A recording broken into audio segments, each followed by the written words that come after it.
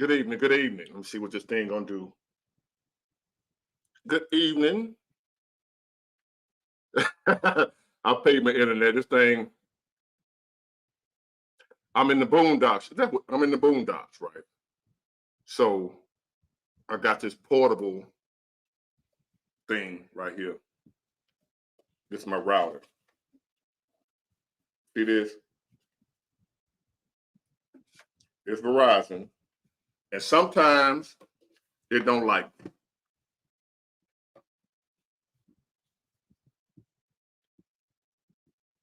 But I am here. Hopefully, do y'all hear me?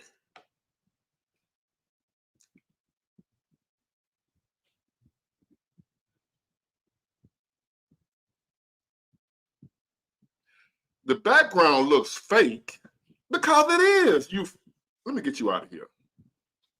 Let me get your punk out of here, man. Ain't got time for that. Get your bitch ass out of here. Hold on. Leonardo bitch ass.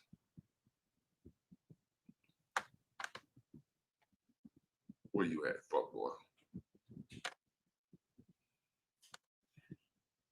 Get your bitch ass out of here. So how's the sound? Does the sound good? Leonardo, your bitch. Excuse my language, my bad, y'all. Does anybody not know that that's not a real background? Did I ever say that was real? It's called a backdrop. Is there anybody in here that don't know that's from Amazon back there? I'm just asking.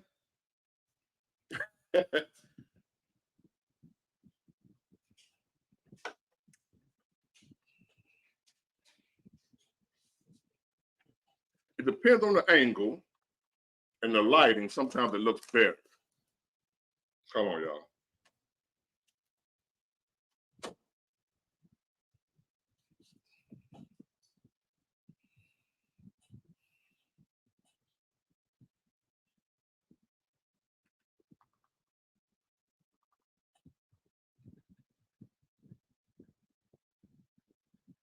You said the background looks fake. That's because it is fake. What are you talking about? Let me change the lighting on it. I'm sick of this hat, y'all. And these glasses. Damn that.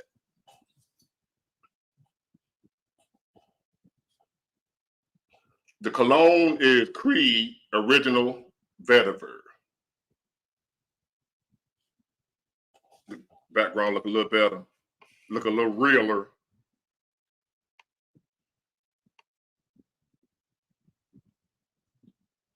All right, there we go.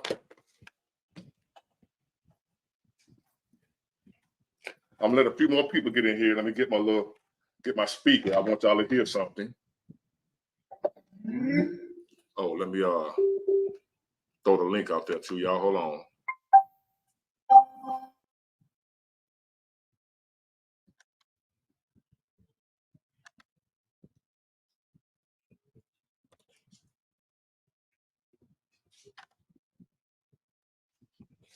Further, I want to talk about as far as what's going on with YouTube and how they're coming at me with and I didn't know it. I really didn't. I didn't know that they were unsubscribing people. They're not sending out the notification that I uploaded the video. But I get notifications all day long for people whose channel I'm subscribed to, right? All day long I'm getting such and such, uploaded, and I watch it or I don't. But I get all day long notifications of people that's in uploaded videos who I'm subscribed to. Hold on, y'all. What you want, boy? Not yet. I'll get to you in a minute, all right? Hold on, y'all. That's my son.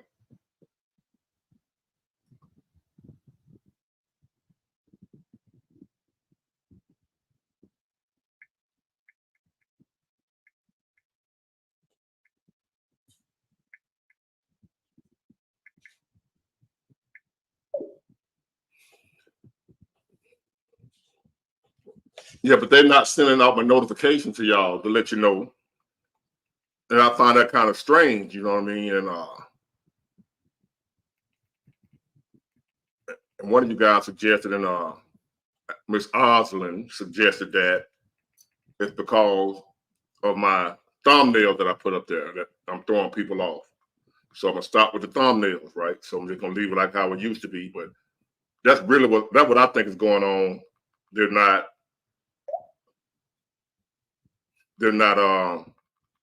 sending out notifications. And that got a lot to do with it. If you don't know I uploaded the video, how are you gonna watch it? Especially you big, you got live, but they know what they're doing. But we're gonna get around that, I promise you. I'm trying to get the lighting together. He got me paranoid about my little fake background back there. One day it's gonna be real, y'all. Why would I tell you? Bill at Home Mom. Is that a channel? Bill at Home Mom, you still get notifications? No, I took that black white supremacist down. I had people, I got a lot of death threats from that one. So I took the black white supremacists down myself. So I want, people. Sometimes y'all will be surprised. Bill at Home Mom, put your channel in the chat right there so we can subscribe. I'll subscribe and what have you. I support who support me.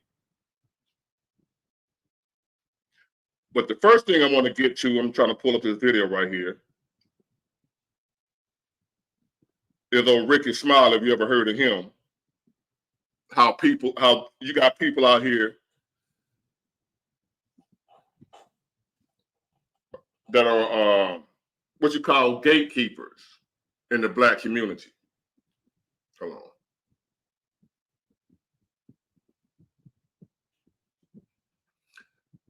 Is it still heavily racist in Alabama? It's still racist in America, but you choose. We're in a position right now where you can choose pretty much who you deal with. And I noticed one thing down here in Alabama that's going on now. The powers that be are scared to get sued, so they ain't playing that racist stuff down here. They walking on eggshells in Alabama. I know the part where I am. The power that be, they're walking on eggshells trying not to get sued because we got a lot of lawyers and stuff around here that's waiting, that's calling people, hey, you having trouble on your job, stuff like that. So they're not playing that racism stuff down here. I mean, if they are racist, they're keeping it to themselves now. It's not blatant, wide open. You got some millionaires running around here now from lawsuits, from discrimination, what have you. Where they, like I said, these companies and supervisors, what have you, they walking on pins and needles. So if Alabama is really racist, they, depending on what party you are, and believe it or not, Alabama, and it's a red state. And when I was a Democrat, without looking at any policy of what was going on here compared to the rest of the country, I hated them. But now that I have an open mind, I'm looking like Alabama. Before inflation hit, Alabama really ain't that bad. Depending on what you're looking for. Now, it's boring, especially my part of the, where I'm from. You don't have much to do, much nightlife or nothing like that. We all go to the same little spots or what have you to kick it. But overall, y'all saying like race is that's like saying everybody racist is like saying everybody ghetto. If you want to say all white people are racist, that means all black people are ghetto. All black people are hood. All black people. You know what I'm saying? You hear me? You heard me? Y'all. I don't. That's why I can't kick with everybody, man. They racist. They who? Who are they? Who are they racist? So if some white folk come and say they ghetto, y'all gonna have a problem with that.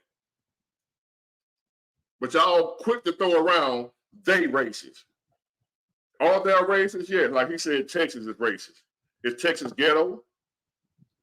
You got black people in Texas, so they get, so white folk throw around, hey, they ghetto. The plan worked, y'all. That divide and conquer, it worked. You still got people out here believing that a whole group of people feel one way. All them white folk racist. And people really believe that on my side of town. And I don't fuck with. I don't rock with them. I don't deal with no ignorance. I don't care who it's coming from. I don't care who it's coming from. I don't deal with no ignorance. Black or white. If you're ignorant, you got to get from around me because I don't want that shit to rub off on me like COVID. You know what I mean? Boston is racist.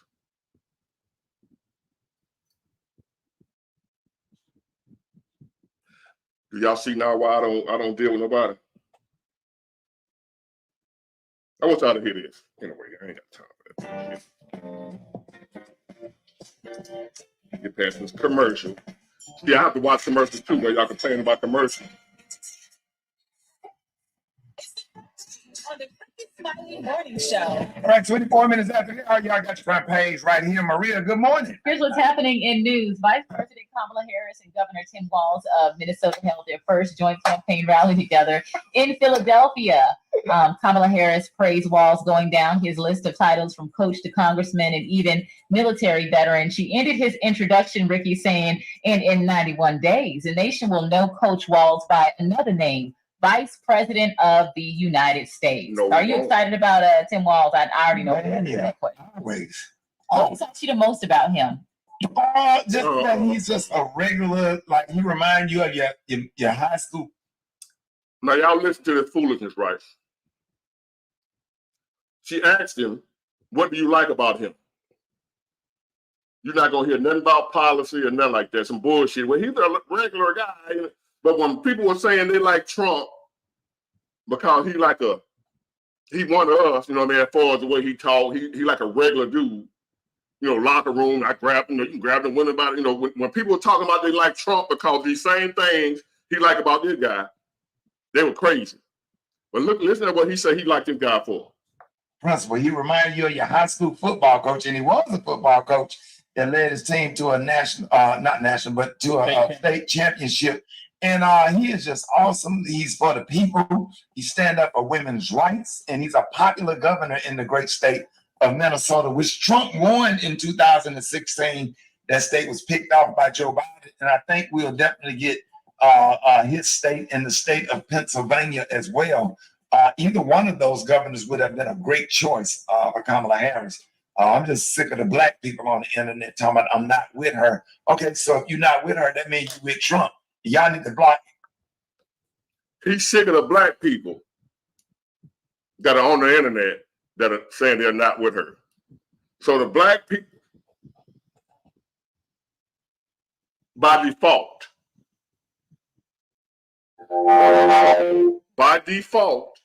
he's saying the black people supposed to be with her. He's sick of it.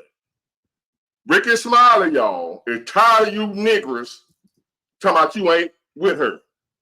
Get in line. You better not think for yourself, who the hell are you? Get over here with us and do what the hell we say. every last one of their answers on Facebook and on Instagram and social media and stop. Like that's just garbage. Yeah, it's just garbage. Everybody got can't agree on a damn bucket of chicken. One person want a hot dog. Always black folks get on my damn nerves, man. Why everybody making all these celebrities making all these videos going off on Kamala Harris and stuff, and then the black men, Kamala Harris didn't prosecute you and treated you bad in court. I got treated bad in court too, but I'm with her because a vote for her. If you sit at home and you don't support her, you are definitely supporting Donald Trump. You can vote for who you want to, but don't be trying to encourage other people and sit up there and put bad stuff. Where's that same energy for Donald Trump? Yeah. Well, I'm just like, don't vote for her. It is They're not even doing, y'all not even out here doing real research. And look at her record. If you do the research or whatever, stop believing everything you read and do real. Now he telling us we're not doing real research, but he ain't giving us no research that he done. Said we ain't done the research, Mr. Ricky. Enlighten us. Tell us what we don't know. Tell us what she's done that we missing. He ain't gonna do none of that. And what y'all need to know, Fox News,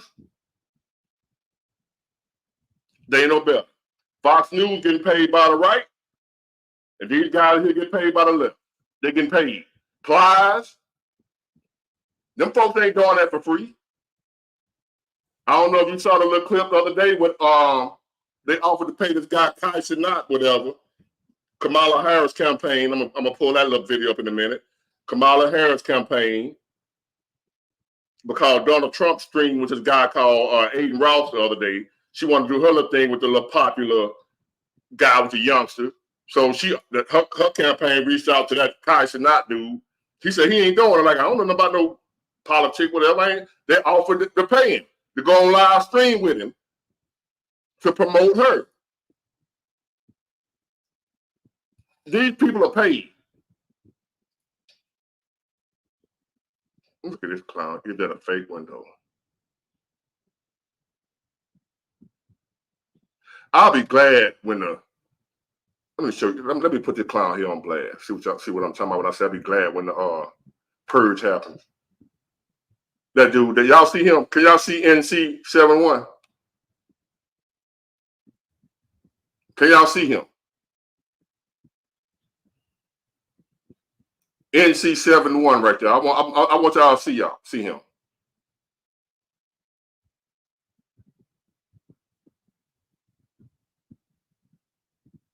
Is that a fake window? What the hell I got to do with anything going on?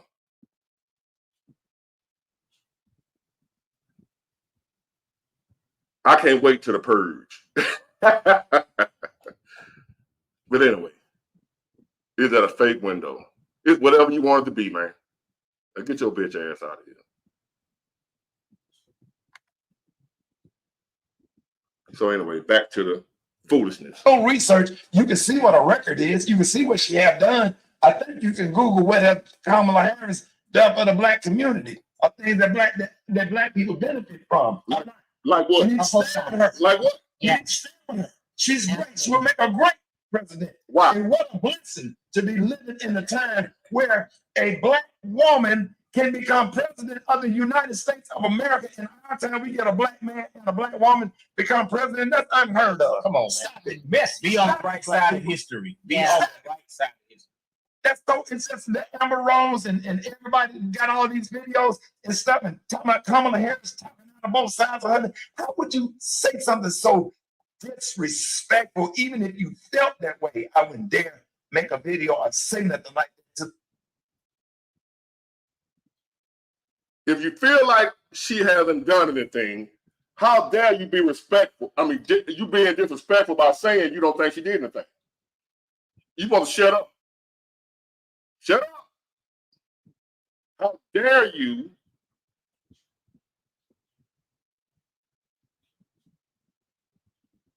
How dare you say anything? That's what he just said.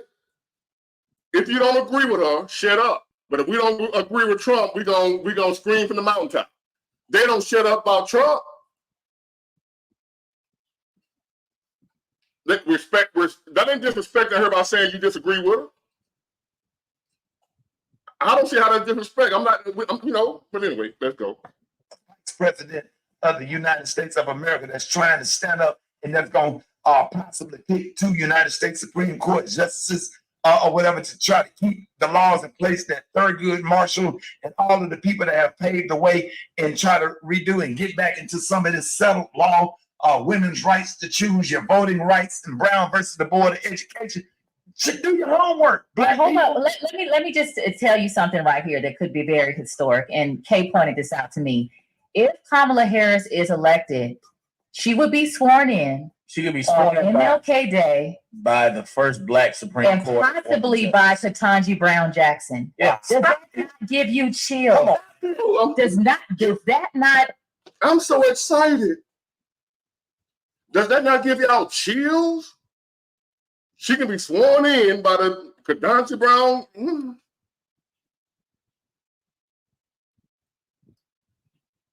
I'm supposed to be excited about that.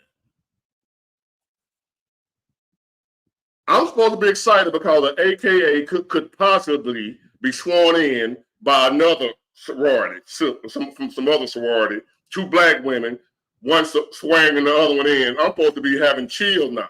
I'm supposed to just overlook the fact that at this time, compared to 4 years ago, I'd have made half of what I made when Trump was in office. This same time, I'd have made half. Listen to what I'm saying. Imagine you on your job. You make $50,000 a year.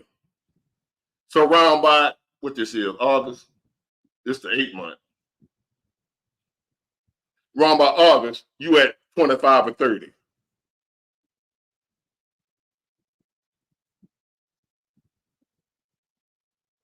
No, you ain't that far.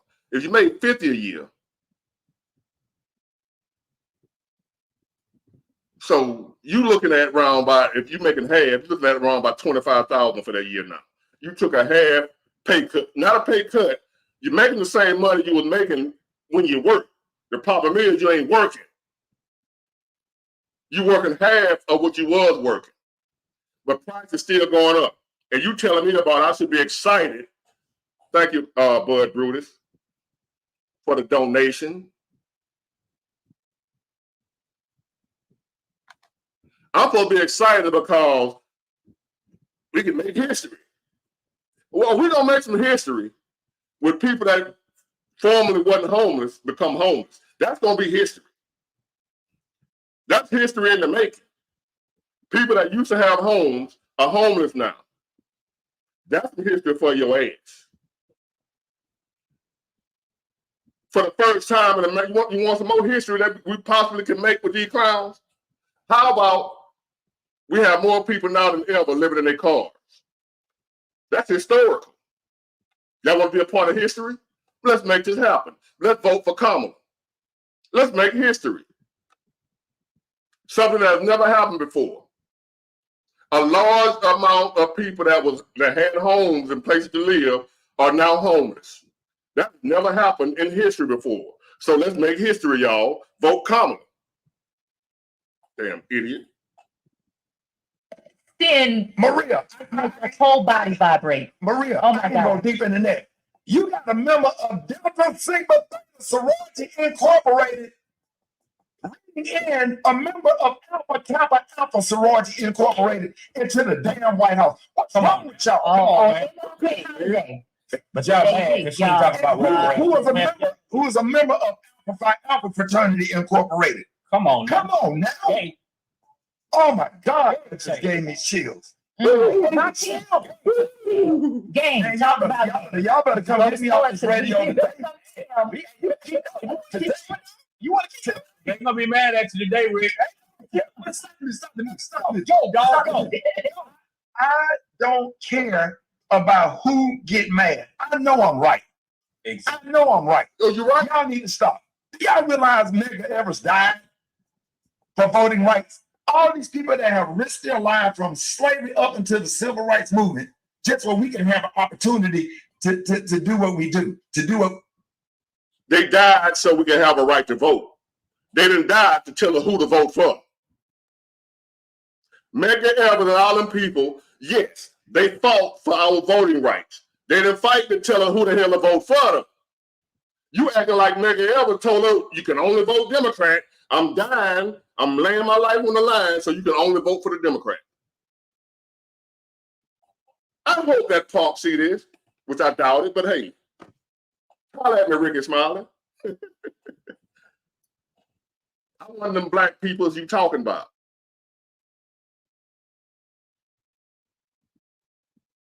I'm one of them black people, Ricky Smiley, and I got a lot of them same black people over here that don't care nothing about that no more. As a matter of fact, you holler about Obama. And which I said, because I can name a couple of policies that Obama did that benefited me personally, like the health insurance thing. And he did turn the economy around because it was done. He did do that. So I give him credit. Just what we're dealing with right now, not an Obama. This is not, if y'all hated Obama, when Obama left office now, we was humming. Whether you hate him or love him, we was humming. And for y'all that hate Obama, remind me of the people that hate Trump just because, even though you ain't look at the job he did. Obama didn't do everything right, but Trump didn't either. But overall, I give Trump a B plus, A minus. I give Obama a B plus, A minus. Kamala Harris, E minus. Before she even get in there.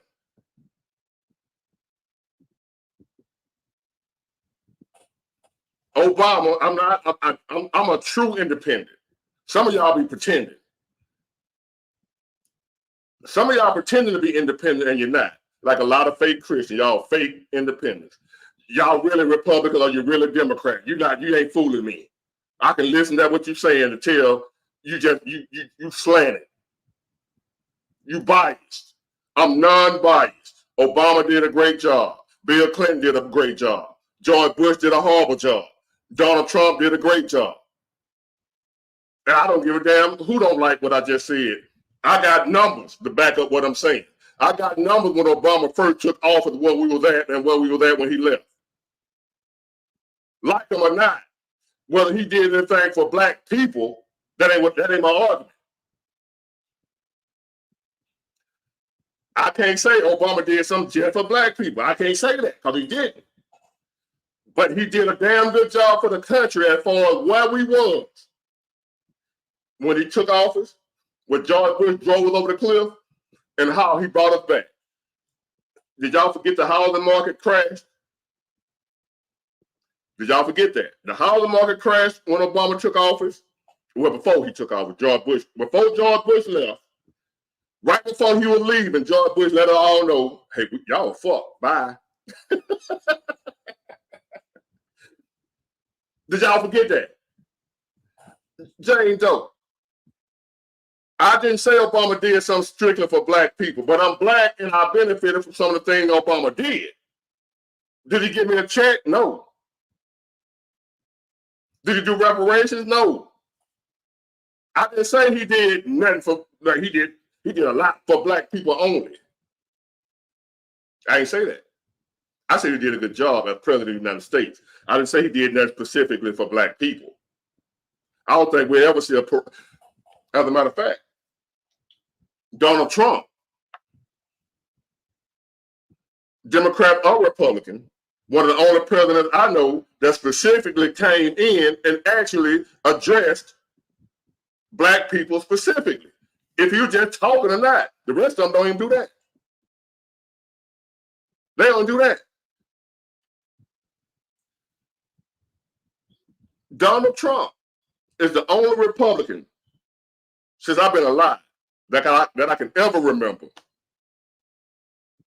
pandering to black, whether you call it pandering or trying to win over the black vote. Republicans ain't never cared about the black vote. Donald Trump, even if it don't help him win, Donald Trump actually trying to get the black vote. Do y'all not see that? When has the Republican ever cared a damn about going to black churches or any of that? Malik, what damn I want to just scream from time. I can't stay in ignorance. Was he supposed to be perfect? Did anybody hear me say Obama was perfect? I'm naming things that the man did that was good. I said that's the thing he didn't do. I'm so sick of you ignorant ass niggas. Get out of here. Stop watching me. I don't do ignorance. Get out of here, please. Y'all don't listen. Y'all are the pots calling the kettles black. You hate the Republicans, you hate the racists, but then y'all tell them to do the same shit. You don't listen. Ain't gonna be no perfect president, baby. Jesus Christ ain't running. I did not say Obama came in and he ain't do nothing wrong. Well, I love everything he did. Let me, can I talk to a baby? Give me a little boy. Obama didn't do nothing just for black people. He didn't. Can y'all hear that? Is my mic working? Is my mic working? For those who didn't hear me say, Obama didn't do nothing just for black people. I said that. Why do y'all keep coming that same shit? Obama didn't give us reparations. I'm shocked. What I said was, the housing market crashed. He brought that back. The automobile market crashed. He brought that back. I'm naming what he did. I know some things he didn't do. The stock market crashed. He brought that back. The banking crashed. He brought that back. He made decisions that were unpopular, like bailing out the banks. But if those banks would have continued where they were going, it would have messed up all of us. Our economy is based on those banks not failing. You heard that saying, too big to fail? If they would have failed, we all would have been screwed. I'm so sick of y'all, man. I do this for the people that, it's some of y'all. I always say how your mama like you.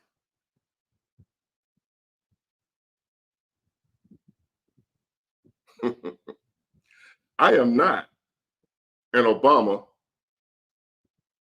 I am, giving credit where credit is due. It's okay for me to talk about Trump is great to some of y'all. But if I tell the same truth about Obama, here y'all come. Y'all some idiots, man. Y'all some real idiots. Y'all fake. I don't do fake people. I don't do fake people. I don't care about the party. Or Biden. No, Biden. See, y'all got me saying, oh, Biden. Well, y'all crazy, man. Look. Obama did a decent job, man. He left a lot on the table that could have been better. He did a decent job. When Obama took office, insurance companies were dropping people off.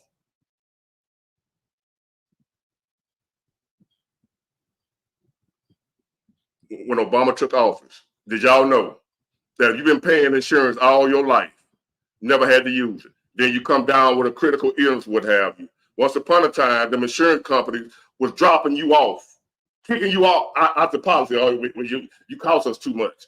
Bye. Now y'all didn't know that because it didn't happen to you, but it happened to family members, friends that I know. People that had insurance. And when they needed insurance, if the insurance company thought that you were too expensive, they got rid of you. Even though you've been paying your premium. They kicked you off when you needed it. Obama fixed it where they couldn't do that no more. They couldn't kick you off. Look at this bitch ass. I'm going to put this bitch ass nigga on. Come on, Bill Smith, and tell me why I'm delusional. I'm gonna throw that link out here. Brett, you come on in here and tell. I bet you wouldn't say that in my face. Come on here. I'm giving y'all the opportunity. Let's have a good show here tonight, y'all. Let me drop that link again.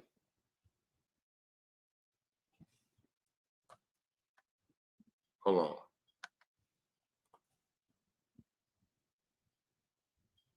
See, y'all get on behind that keyboard and talk that, here you go. Bill Smith. Y'all see this guy here? Let's have a little fun. Let's see who got their facts straight. Y'all want to challenge Big Water? Here I am. Just debate. I ain't threatening you. I ain't finna do nothing to you. I ain't finna call you out your name. But I'm lying about what I'm talking about. Let's go fact for fact. Look at this dude. He just let me get your ass out of here. You ain't gonna do nothing. Oh, you one of them old Harris 24. Okay, I see where you coming from. You bitch made. Let me get you out of here. No, I don't want you to leave. If you for Harris 2024, in a Harris supported out here. Hey, the platform is open. The platform is open. Let me see. I'm a hater. Oh, he said, dude, a hater. The platform is open. The other platforms ain't gonna do that. They ain't gonna let the opposing views speak their mind. How many other platforms will allow the opposing view to speak their mind? So therefore, I'm opening my platform up to anybody that disagree with what I'm saying. If you think Ms. Harris is a great choice, come and let my audience know. And I'm gonna be respectful. I promise you. I'm not gonna disrespect you. We're gonna chop it up like grown folks. We're gonna go policy for policy. We're gonna go issue for issue. I promise you, it would not be no disrespect. I want the best candidate. If you feel like she's the best candidate, come on here and tell us why. I would not let nobody disrespect you. I'm not going to disrespect you. I'm not going to let nobody disrespect you. We're going to talk. Now, I don't want to block y'all, man. Look, I'm trying to be fair. If you ain't going to come on here and talk, don't get in my comment section just being kids. Come on here and talk like grown folk. Can you talk like grown folk, like we sitting out under the domino table or we playing cards together and we talking like grown folks?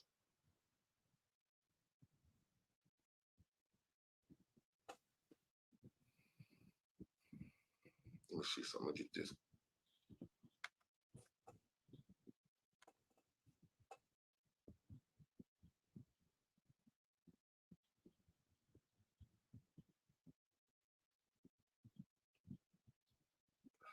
And if you say nobody 2024, hey, I'm cool with that.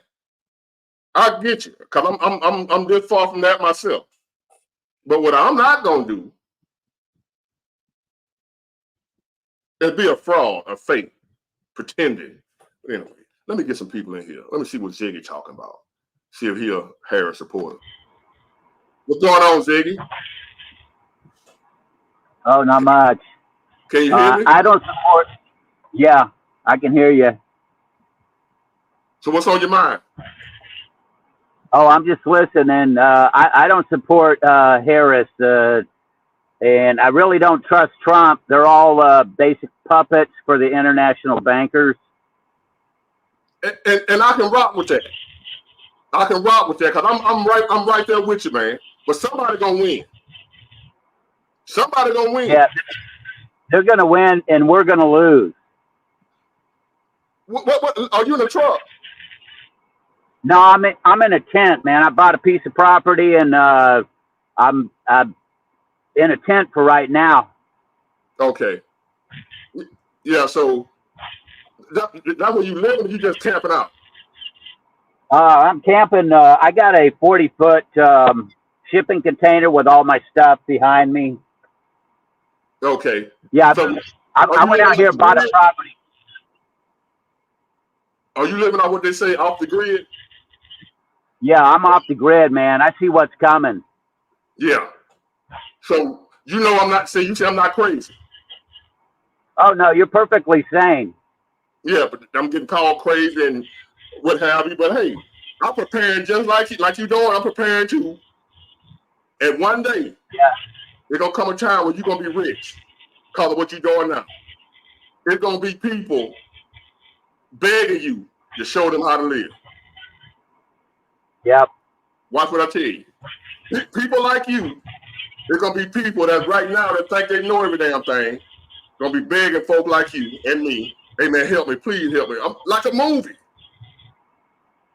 Just like a movie. Watch what I tell you, it's coming. I've been telling people just stock up on 20-pound bags of rice and get beans and canned tuna fish. You can live off of that because food famine's coming.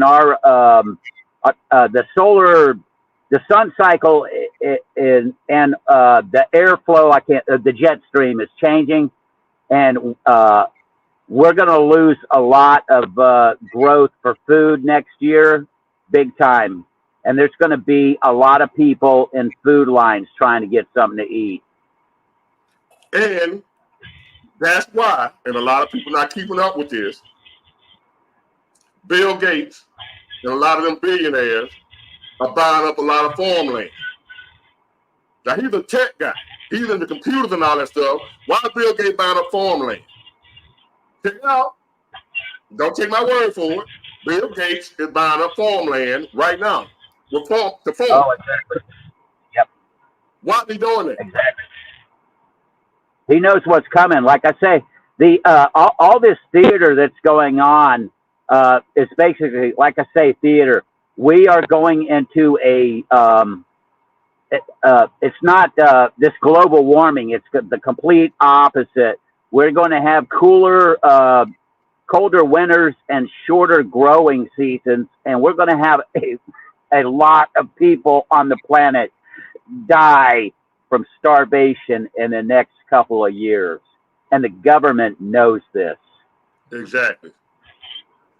And that's what I'm thinking is going on over there with Russia and Ukraine. Yeah, Ukraine used to be a breadbasket for Europe over there, but they've been in war. So all the food that they would have normally been growing, not there. And this winter, Ukraine is going to freeze to death and starve to death because they don't have any oil for their, the heating and stuff. And then they don't have the groceries that came out of the ground. Right. But the land is still there. When they gone, the land will still be there. That's what's important. Yeah. The farmland, it ain't going nowhere. As long as they don't drop a nuke on it, the buildings will be gone, but the land won't. That's what Russia exactly. did. Yep. And that's why we over there trying. That's our interest in it. And people wondering, like, why are we over there helping Ukraine? That's why. That's why. The food shortage that's coming. We need that land. That and plus also Ukraine, the United States has a lot of biological warfare labs over there that most Americans have never heard about. They're creating nasty bugs and stuff, and they can get away with doing it over there in that country where they can't do it here. Right, man.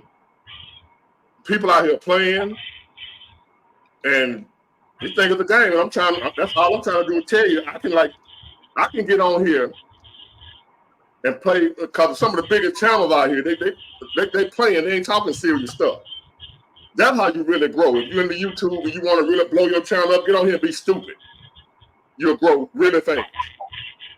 The way I'm doing it, y'all think I blew up quick, but it's really slow compared to a lot of people that do stupid stuff.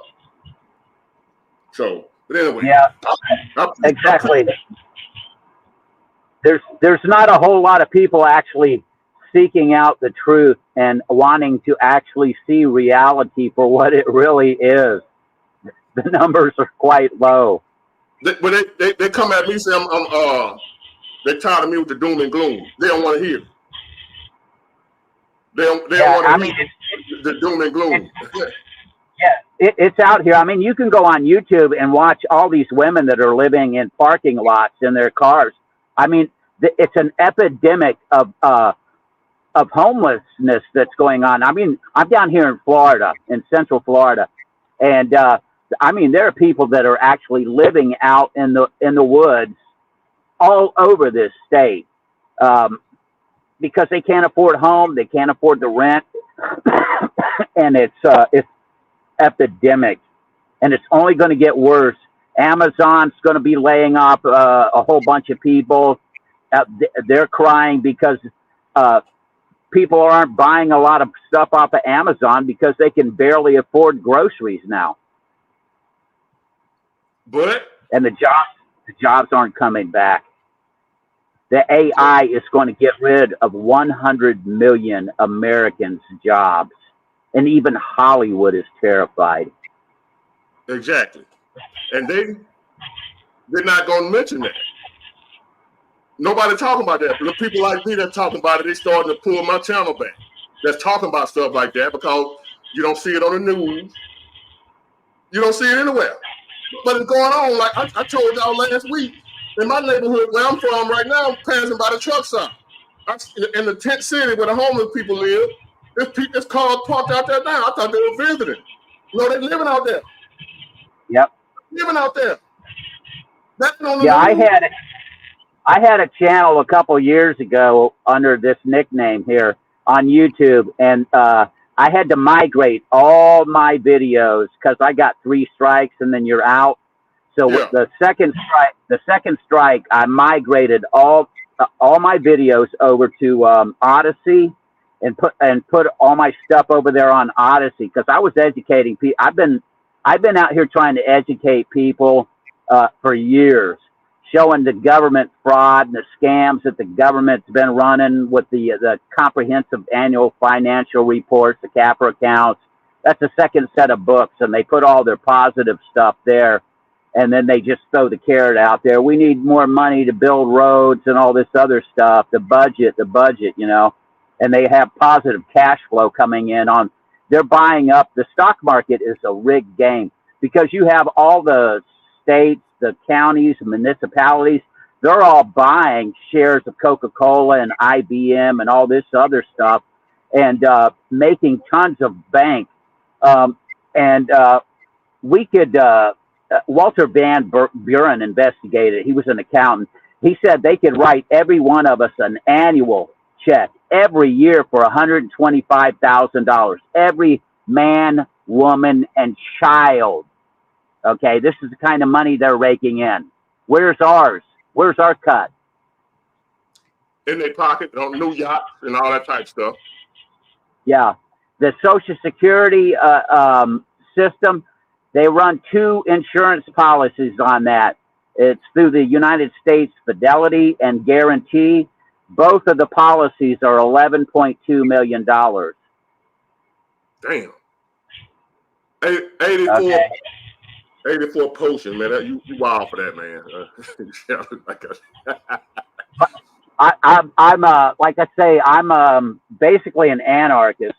And most people think anarchy is just run around and do whatever. No, anarchy is just no rulers. There are rules, but there's just no rulers.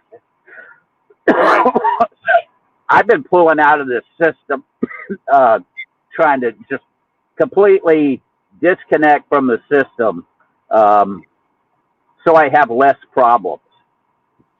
So what do you think about people when they tell me that I'm preaching doom and gloom? So I should just talk about, I guess, Cardi B or something, I guess. I don't know. Some power. Well, I would exercise what you want to do, because over in England, people, you can't even repost stuff over there. They're starting to arrest people over in England. They don't have freedom of speech in England. They just busted some guy last week, and now he's in jail. It only took 7 days from the time they arrested him to get him in jail. Arrest, trial, and jail. 7 days over in England because they don't have freedom of speech. I'd exercise your right of freedom of speech here as long as you can. Man, they cracking down in other ways. They're not arresting you yet, but they finding other ways to stop free speech. And yeah, I understand if you're out here preaching hate and violence and trying to hurt somebody. I understand you can't do that. Right. I mean, there's one universal law. It's harm no other, and don't harm their property.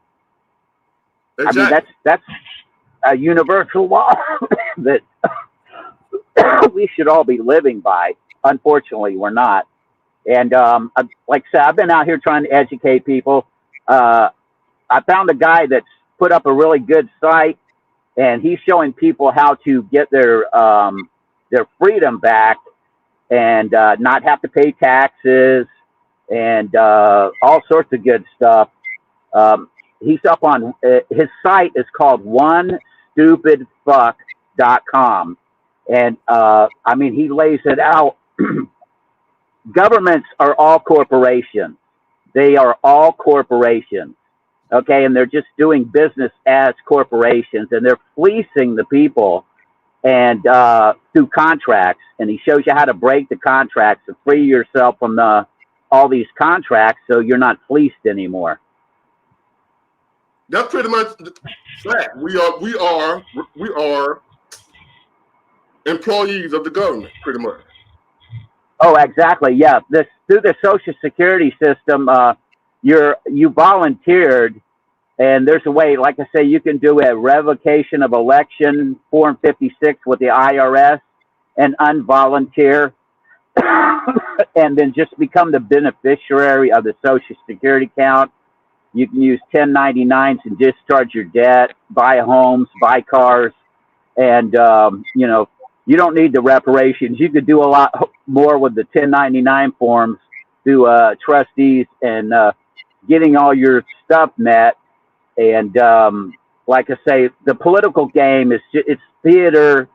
It's just theater. Yes, it is. Well, I thank you for joining in, man. And I'm gonna get somebody else on here. I appreciate you.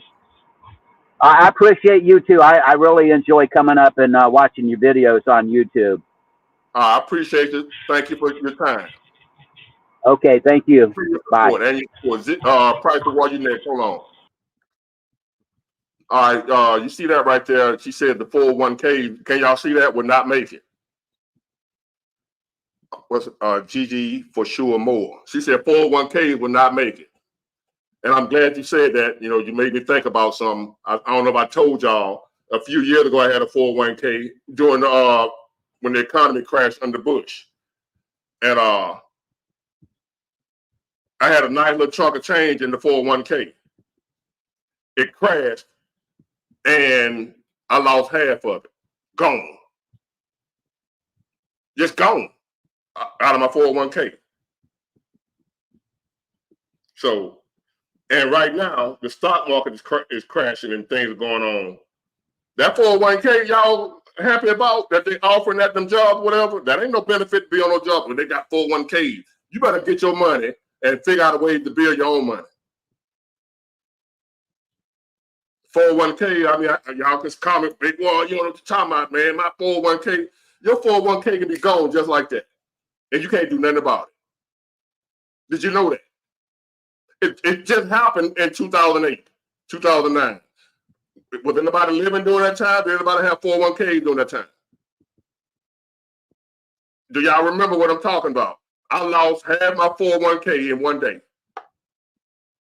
It took me years to save, or for them to whatever they were doing with finagle it. Lost it. Over 20 grand. Imagine you waking up and checking your thing, $20,000 gone, and you can't go put that iron on nobody. Imagine that. Well, we're heading for some worse times than that. So God bless y'all them 401ks. And for those, and I feel for you who really thinking you got a stable nest egg waiting for you when you retire in 20 years. This world is done. That 401k gonna be worth a damn. You better get your iron, get you some, you know, I can't say too much on here. You know what I mean? You got to have you some protection. Learn how to live off the land. You can call me conspiracy, I don't care what you call it. For those who know, y'all know I ain't lying to you. So, hold on here. One more thing. All right, Price of War. Then G Ghetto, you next, but I'm gonna have. Let me see. I can't hardly see you. I gotta be able to see you real good if I can put you up here. Make sure you ain't. What's going on, Price of War? What up, Big Ward? How you doing, man? Good. Can you hear me? Loud and clear. What's on your mind? I was watching your video earlier. If it ain't about the money. Yeah, I was listening to that in the gym. That what made me. I'll get a video idea.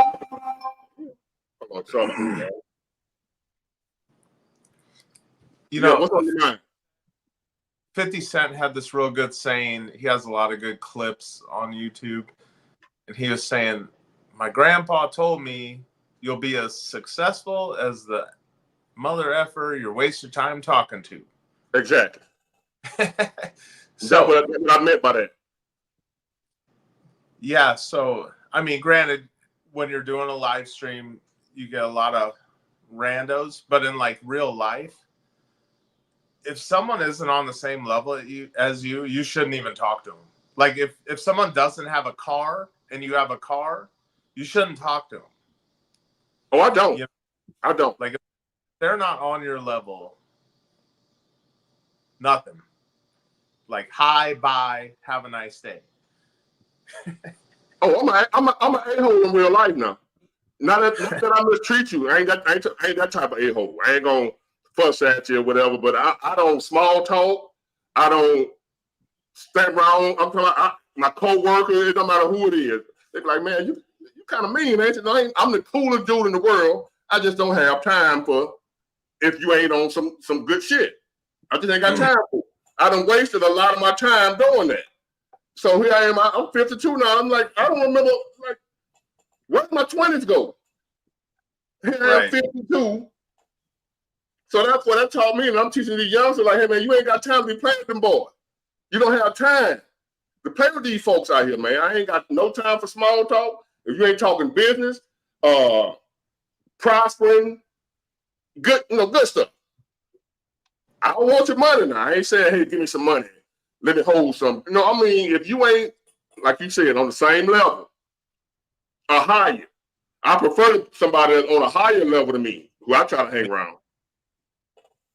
So yeah, somebody you can learn something from. Exactly. You know, how that level, as opposed to someone who doesn't have a car. So how's things going on your side of town? What's that? How's everything on your side of town? How is it there? Oh, it's all good in Nebraska. But yeah, it's that time, man. I'm in Omaha, so that's the biggest city in Nebraska, and you're a Nebraska fan? Football fan? You're a Nebraska football fan? Oh yeah. I got one of my local friends, a lady, her son played for Nebraska. He's a defensive end. What's his name? He got in the transfer portal, but he came back. He started. I think it's number 15. There's a lot of new players. I don't even know their names yet. No, this guy I knew. He's been there for a little while. But I think he started last year at defensive end. Yeah, we're not doing so well right now with football. Yeah, no, I know. You know who? I know it's Alabama for me, so we all know that. Yeah, so Nebraska, it's a red state. So, but Omaha's always blue. Like they vote, it's really Democrat. So Yeah. I was looking at the electoral map, and it shows Nebraska 4 electoral votes, and it shows Omaha is its own electoral vote. And I swear they changed it. Man, that electoral college thing, that's a whole nother topic, man. That shit weird. Yeah. It's weird. Omaha's probably going to be blue probably from here on out. Yeah, and bless their heart, they're going to get what's coming to them. They have a bunch of migrants there pretty soon. Oh, let's hope not. Well, not the whole state, but just well, now the state got to be can it be a sanctuary city or a state? We are not a sanctuary city. But Omaha is Democrat, and that's normally who's going to do that type stuff. Oh, yeah. That's the Democrats with their sanctuary stuff. So, good luck to you Democrats. Tell her, if she get in, are we in? Yeah. But even in Omaha, a lot of the elected officials are Republicans. So, well, keep them in check then. Keep a balance on them. Keep an eye on the Democrats. Make sure they ain't out there devil worshiping and what have you. Ain't no telling with them. Yeah, you never know. I found out a lot about Democrats. I had no clue. I thought I was just voting for, the party for the poor people. That's what I thought. Really thought that. Yeah. Well, no one on either side does anything for the working person. They care more about people who don't work and don't have anything to contribute, or someone from another country who doesn't even speak our language. That's exactly who they're giving them visas. Here's a $10,000 visa, and we're going to tax Big Ward out of his paycheck to give you a visa. Like, it doesn't make sense. It's not supposed to make sense to us because we're like level-headed people. Like most people on here aren't crazy. Like, it's Well, some of these people in the comment section are, so I don't know who they are, where they come from, but yeah, yeah, you are getting some haters, but I think you've eradicated them. most of them. There's still some hanging around, and as I see them, I get rid of them. So as I Yes, see them, nothing better to do. right? But yeah, you're almost to that point. Well, I think you're at that point right now where if YouTube doesn't like something you say, they're just going to demonetize your video. Exactly. That happens too. Like that's where you are right now. Well, That's his name, Jamari Butler. You know him? You heard me? The guy played for Nebraska, Jamari Butler, number 10. Oh yeah, okay, I know Butler. Yeah, he from here. He from Mobile. I know his mom. Nice. Yeah. That's his name, Jamari Butler. He out of Mobile. And thank you, who is this? Thank you for the love that you show the ladies. Yeah, I love the ladies now. I love women. Now them other ones, thank you for the love that you show the ladies. I love women now, but it's some I don't. Yeah, I love myself. Yeah, when I first started talking, they told me I was gay and all that type of stuff. And they're haters, man. Yeah, one guy said I look like I take booty in the penitentiary. Straight And I tell people, you sure you want to come up on YouTube or any type of public forum? Are you sure about that? Because you're going to run across some strange people. If you don't have thick skin, you're in trouble. They're going to make you cry. Luckily, I don't care. So anyway, man, I thank you for joining in. Let me get somebody else in here. I got a line. I see I got a line for me. Thank y'all. I appreciate you. See you around, Big Ward. Now, G Ghetto. Let me keep my hand on the button, Carl. I'm trying to see if I can see you. Uh-oh. What's up, man? After we get rid of Trump, you next. Oh, Lord. What you gonna do? You know what I'm gonna do. I'm gonna slap you on top of that bald ass head. That's what I'm gonna do.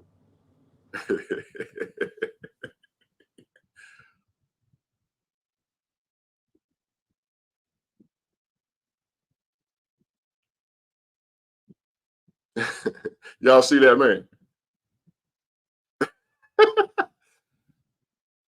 Y'all see what you have to deal with. But anyway, plumber payday. What up, young man? Hey, how's it going, Big Ward? I'm good. Can you hear me? Sorry you gotta deal with the haters, man. Man, I ain't studying them folk. That man don't want this fire. That man don't want And this fire. he spend his time waiting to say something just to get blocked. Man. Right, I'm No, he sitting ain't got no money. like sitting there waiting just to do that. Like, I know he ain't got no coochie nowhere waiting on it. Ain't no way. Nowhere. He ain't got no coochie nowhere waiting on him. To sit here on a Saturday night. On a Saturday night, waiting to get on Big Wall just to say that he gonna do to me. Hold on, babe. I'm on a call. Hold on. Yeah, can you toast the bread? My bad, Big Ward. I'm over here getting in trouble because I ain't sitting down for dinner yet. Well, at least you got dinner. Hey. But hey, I appreciate you again, man. I see the topic for tonight. I see there's a couple things that we gotta pay attention to. But we talking now. The topic, whatever you want it to be, we talk about whatever. All right. Hey, I'm not. Whatever y'all want to talk about. Hey, you know me, I always keep some notes with me, but I see that number one with the 401k. I think the 401k's been dead since 2008, 2009, since the last recession. Did you have one there? Because I might have, but see what's caught my attention since being a business owner, I see now the investment banks and investment groups, they're the ones who's making the decision on where your money goes. Right. So nowadays it's more. They invest in your money in the stock market. Right. In things that they have vested interest into, not what with your interest in mind. Plus, they're getting the fees off the top, so they get the double dip. Yeah. So the plan is you got to get more in a self-directed IRA, maybe a Roth IRA, to get those tax advantages. Hopefully, get a business and just start using that as a tax advantage. Man, it's crazy out here, man. It's a lot. It's We just got to get into that survivalist mindset. A lot of us have gotten away from that, but always got to stay with some kind of heat. Always got to make sure you're outside growing some kind of food of your own. A lot of us have gotten away from those kind of things, but we gotta change our focus. And I'm gonna tell y'all something else you need to be doing. Like I say, you get to your self-defense, your equipment. I gotta be careful what I say on here. Because you got crazies out here like this dude that just got off here. What he gonna do to me? Don't know me. Some dude on YouTube threatening what he gonna do to me. He don't know me from Apple. Right. He don't know my background. Right. He don't know who I'm plugged in with. Don't know my connections. Don't know that. All he know, he see me on here and he judge me out there. And he gonna be sadly mistaken. He run his stupid ass over here. Tell me what he gonna do to me. He gonna wonder what is all that noise. That's what he gonna be wondering. Where did all that noise come from? When he run over here, Mooch and the rest of them folks just talking, man. You can't pay them folk no attention. But it's a lot of that people out IP here. address can be tracked. Huh? I said the IP address can be tracked. Yeah, it can, but I ain't gonna do all that. I know I've been watching my back for 30 years, 40 years. I know how to, you know what I mean? Right. I've been dealing with from that. We from that. I've been That dealing ain't with snakes and them type of people, like real people. I ain't not no internet people. I've been dealing with real people that'll do something to you for a little nothing. I've been dealing with people all my life, man. Right. So People will actually do it. Huh? Right. I said, nah, usually it's people who will actually do it back in the day, but now the talk, they ain't nothing. Yeah, these folks just talking on YouTube, man. I'll be shocked to see one of them dudes run up on me. It'll shock the hell out of me. I'll film it. One of these dudes run up on me for real, I will film that shit. I'm a film and me beat the shit out of one of them and let all y'all see it. And when they talk that dude there on YouTube, I'm gonna do this big war. I will film whooping one of their ass and put it up here as a video. And they can ban me. I will beat them enough just to tell them, hold on, turn my camera on, and start filming the rest of that ass whooping. So I ain't as well monetize off of it. So how's business? Good. Usually you see me on the road, but I'm here in the office sending out some invoices at the moment. So everything's all good. That's good, Got man. a couple water heater emergencies today. We've always running around. Man, that advice that you gave me just hit home last time we talked. Good, man. Which You messed one? me up with that one. You're saying I was saying that I was looking for a general manager and I want him to look similar to me. Yeah. Did you do it? We've been seeing a lot of. I changed my direction a little bit. Yeah. If you get a general manager, a lot of. Yeah, I'm just looking casting my net wide instead of being so narrow.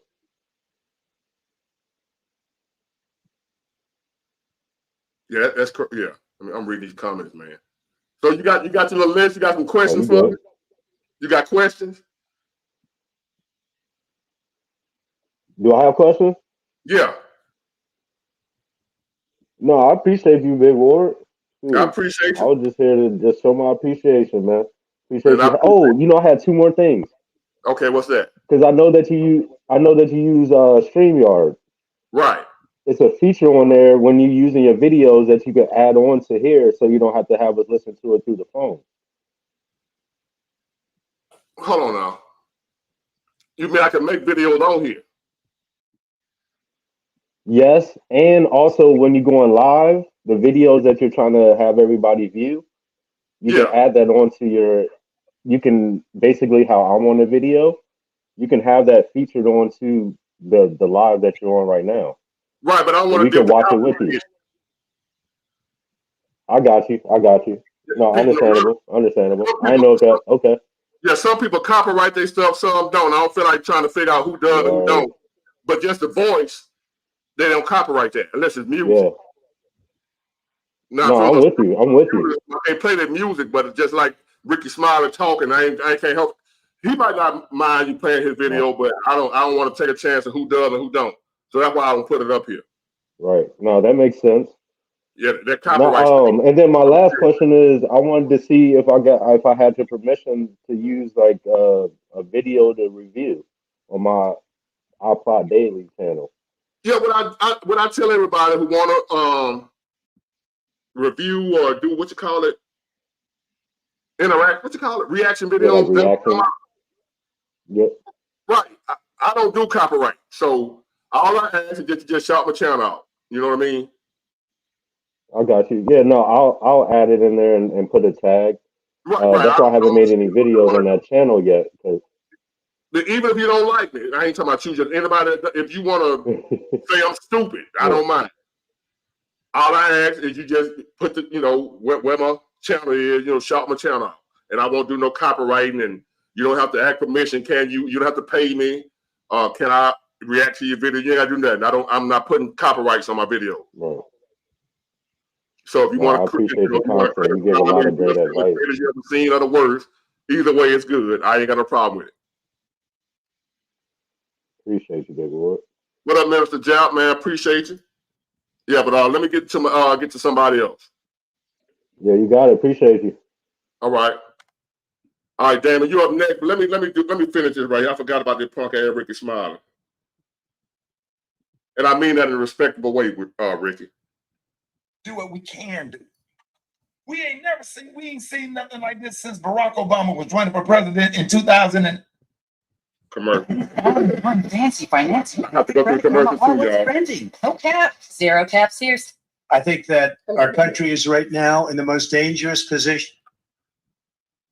That was Trump. I don't know what happened. I hit the wrong button. Here you go. Barack Obama was running for president in 2008. We need to stop. The great John Lewis. Right. John Lewis and Ralph Abernathy. All of these people that have paved the way for us. We are the new civil rights leaders. We got to get behind people like Ben Crump and Kamala Harris and all these people. That joke said Ben Crump. Lord have mercy. Out of all people, Ben Crump. Worldwide Game Boy, 56. Thank you. I appreciate you. He said Ben Crump. Man, you don't sit out here that's doing like Roland Martin and all of these people that's out here. And Joy Reid. If you want to be educated, if you really want to know the truth, all you got to do is turn to MSNBC and watch Joy Reid, and she gonna give you a whole history lesson every night on MSNBC. Y'all better watch Big Ward. That's who you better watch. Not no MSNBC or Fox. Both of them full of shit. That joke said Roland Martin, Joy Reid. Huh? And then after that, Rachel Maddow. All you do is just watch. And it's not opinion, it's facts. What?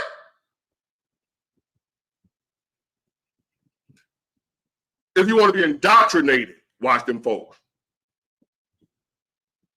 That is not a place for someone with their own mind. A free thinker, don't take your ass over there watching them folk. That's if you want to hear what you want to hear. Ben Crump, you ain't heard him for a reason. Ben Crump, wherever, he's an ambulance chaser pretty much.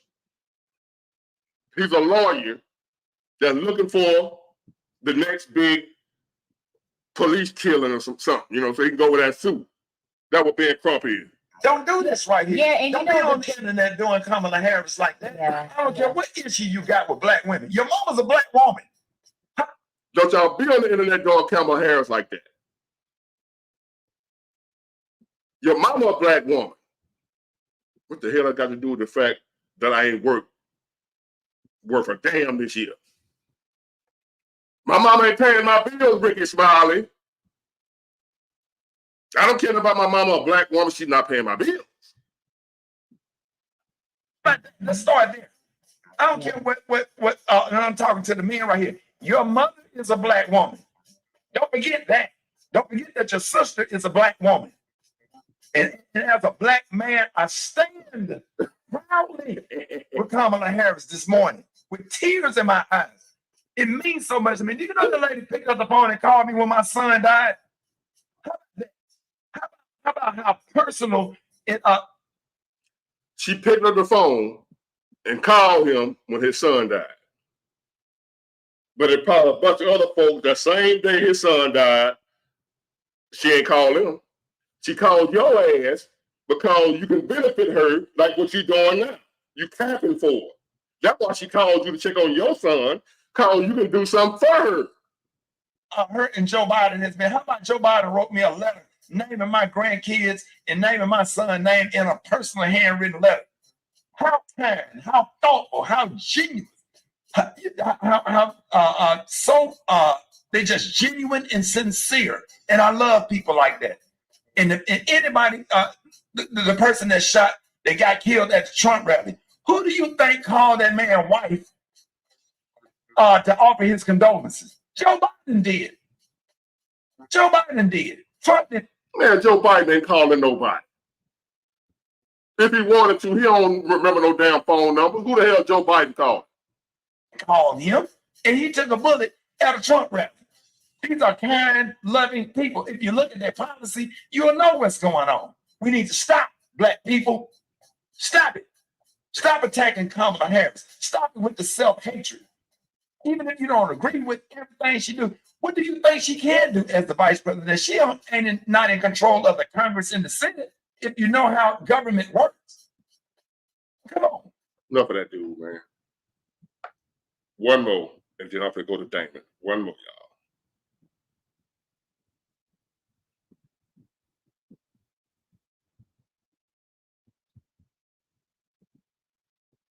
Hold on.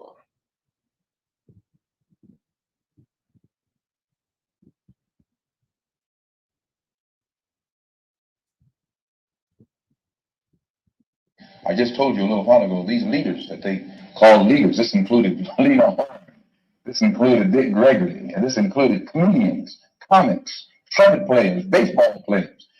Show me in the white community where a comedian is a white leader. Show me in the white community where a singer is a white leader, or a dancer or a trumpet player is a white leader. These aren't leaders. These are puppets and clowns that have been set over the white community and over the black community by the white community and have been made celebrities and usually say exactly what they know that the white man wants to hear. Malcolm X, 1963. Speaking about Ricky Smiley in the future and Roland Martin and the rest of them. Yeah, that was Malcolm X Osmond. Am I saying it right, Osmond? Yes, that was Malcolm X.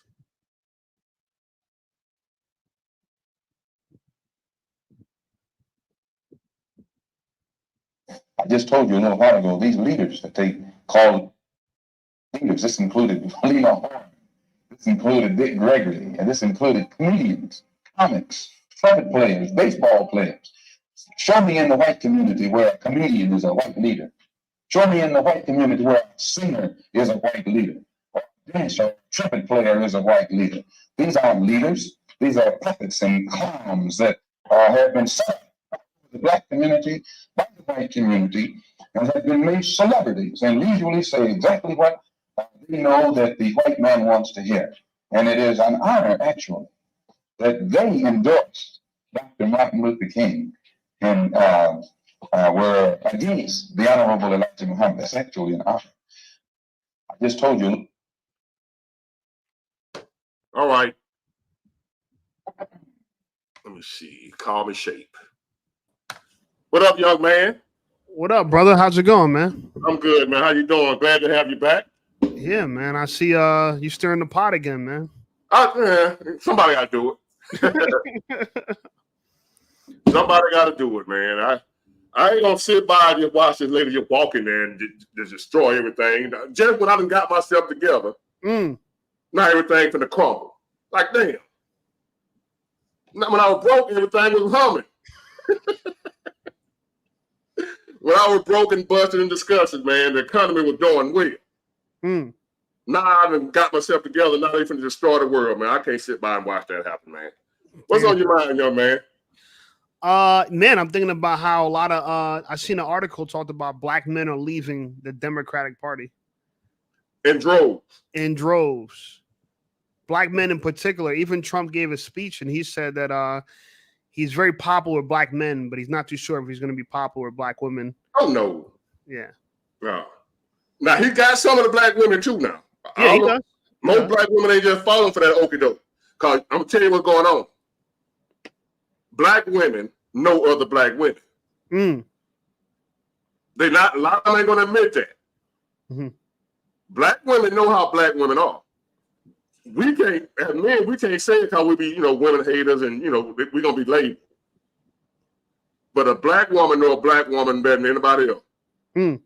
Now I've heard black women say that in my immediate vicinity, they would not vote for a black woman. Be in charge of any damn thing. As a matter of fact, I was supposed to put up this video about women that had worked for her, Kamala Harris, how bad she treated them. They said she horrible to work for. So it's less black women than what you think, but they can't come out and say it like me because they're scared they're gonna be ostracized. People gonna talk about it. You know what I mean? You can't just come out. You can't just come out and say I ain't voting for that woman. The black women, the sorority, and all them folk, all them people, they're gonna be on your ass. If you're a woman, a black woman, you see Ricky smiling like you're supposed to be guaranteed to vote for her if you're black. So just imagine how it is with the women. So I think that it's kind of interesting that the Democrats are like they're really running a play on us right now where it's like, oh, first female president, black woman, and they did that with Barack Obama, first black president, but we're starting to see now that these are black faces of white power. You know what I'm saying? Respectfully. A black snake will bite you like a white one will. Exactly. And some of them, they talk about like, in certain towns, black police officers have to overcompensate to prove that they're not biased to black people, right? That they're not letting black people off easy. So they're even harder on the black people, you know what I'm saying, than regular cops, to show that, look, man, it don't matter when it comes to this badge, you know what I'm saying? If you're doing wrong, I'm on you type of thing, so yeah, man, it's a trap. Exactly. That's been known for years that the black cop harder than the white cop on black people. For whatever the reason is, they are harder. Yeah. Now I want y'all, like what you just saying about the black men leaving the Democrat Party. Hold on, I'll turn my little speaker off. You ever heard of Amanda Seals? Yeah, of course. Now she kind of weird. Yeah. And she's known for not liking black men. Oh yeah. So hold on. Let me see if I got the right one.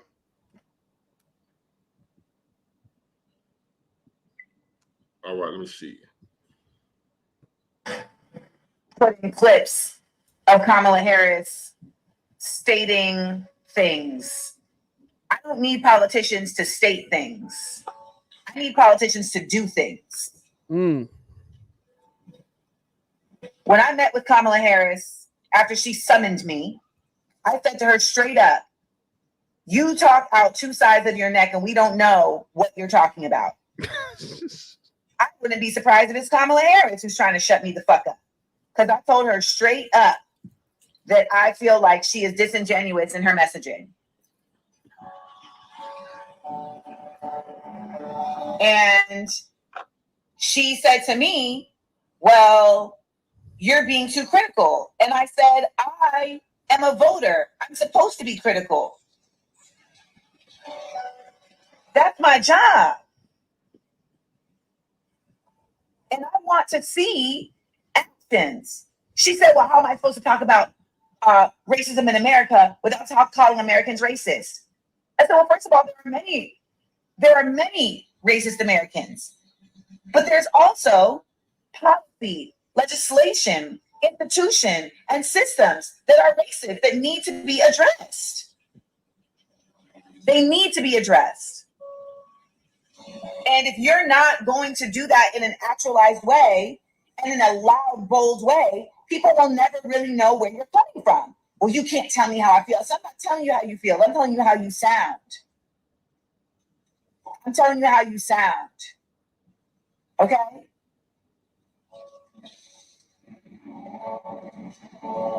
That's a black woman. The truth is that you should always question your source and what are their intentions.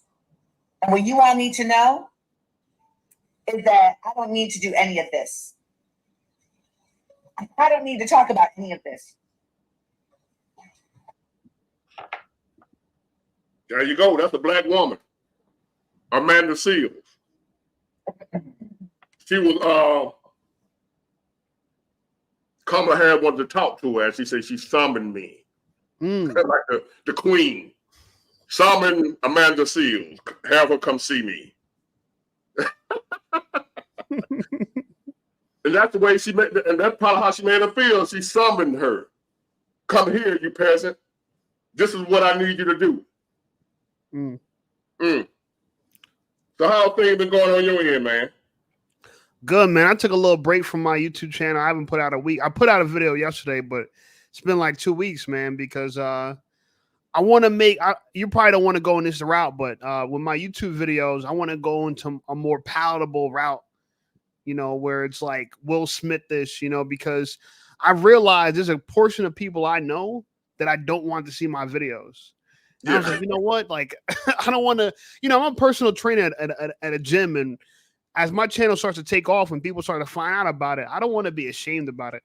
And it's not that I'm saying something I disagree with, but you know, sometimes we become too polarizing. We too honest. No, man. I watch your video, man. You don't say nothing to be. I ain't heard nothing you said to be ashamed of. Like, fuck. Well, I'm trying not to. I almost cut. Damn them people, man. Everybody ain't gonna dig you, man. I learned that the hard way. Yeah. Them people there, you don't worry about them. Well, you unapologetic. You probably kind of still got friends, don't you? See, you probably can't take my advice. I'm a dude. I ain't got no friends that won't none. So as far as, you know, I guess that's crazy, what have you. But my lifestyle, where I come from, got me where I'm gun shy. I'm paranoid, or whatever you call it. What's them folk when they come back from war? PTSD? No, they used to call it back in the day. Shell shock. Shell shock. Yeah, I'm shell shocked. So now I don't really want people around me because I've been stabbed so many times where I'm like, you might be a good person. I ain't taking no chances. So these people that's on here talking about running up on me, man, you gotta be. If you ain't family members, you ain't. I'm not gonna allow you to. I will up that thing on you if I don't know you, man. I'm like, man, hold on. I'm like that. If I don't know you, you cannot walk up on me. So them people that they think they're gonna be able to sneak me or whatever, if you come within 10 feet of me, I'm upping it. I'm at least have it where you know, like what I don't trust nobody. I'm the right one for them to be talking about they're gonna run up on me. I don't have consent. I'm shell shocked. That's why it's best that I be by myself in real life. I can't have a lot of people around me. I probably alienate you the way you probably hate me. You know what I mean? Like that dude crazy. But I'm not. I just have seen a lot to where I don't trust nobody. I would tell people to not even trust their own mom. I know that sounds crazy. So, you know, but that is probably crazy because of my circumstance with my mom. Everybody went through that. So, but your mom should be at least the only person you know that got your back if nobody else does, right? Mine didn't. So my experience with that is different than what the average person. So you can't take my word on that. Yeah, I mean, compared to you, you're a lot more polarizing than me because you say it and you put no Vaseline on it. You know what I'm saying? You lay it in there. You know what I'm saying? So right, because I don't. You probably got more people that you deal with than me, so I understand where you're coming from. I don't. I'm like, fuck them all. Yeah.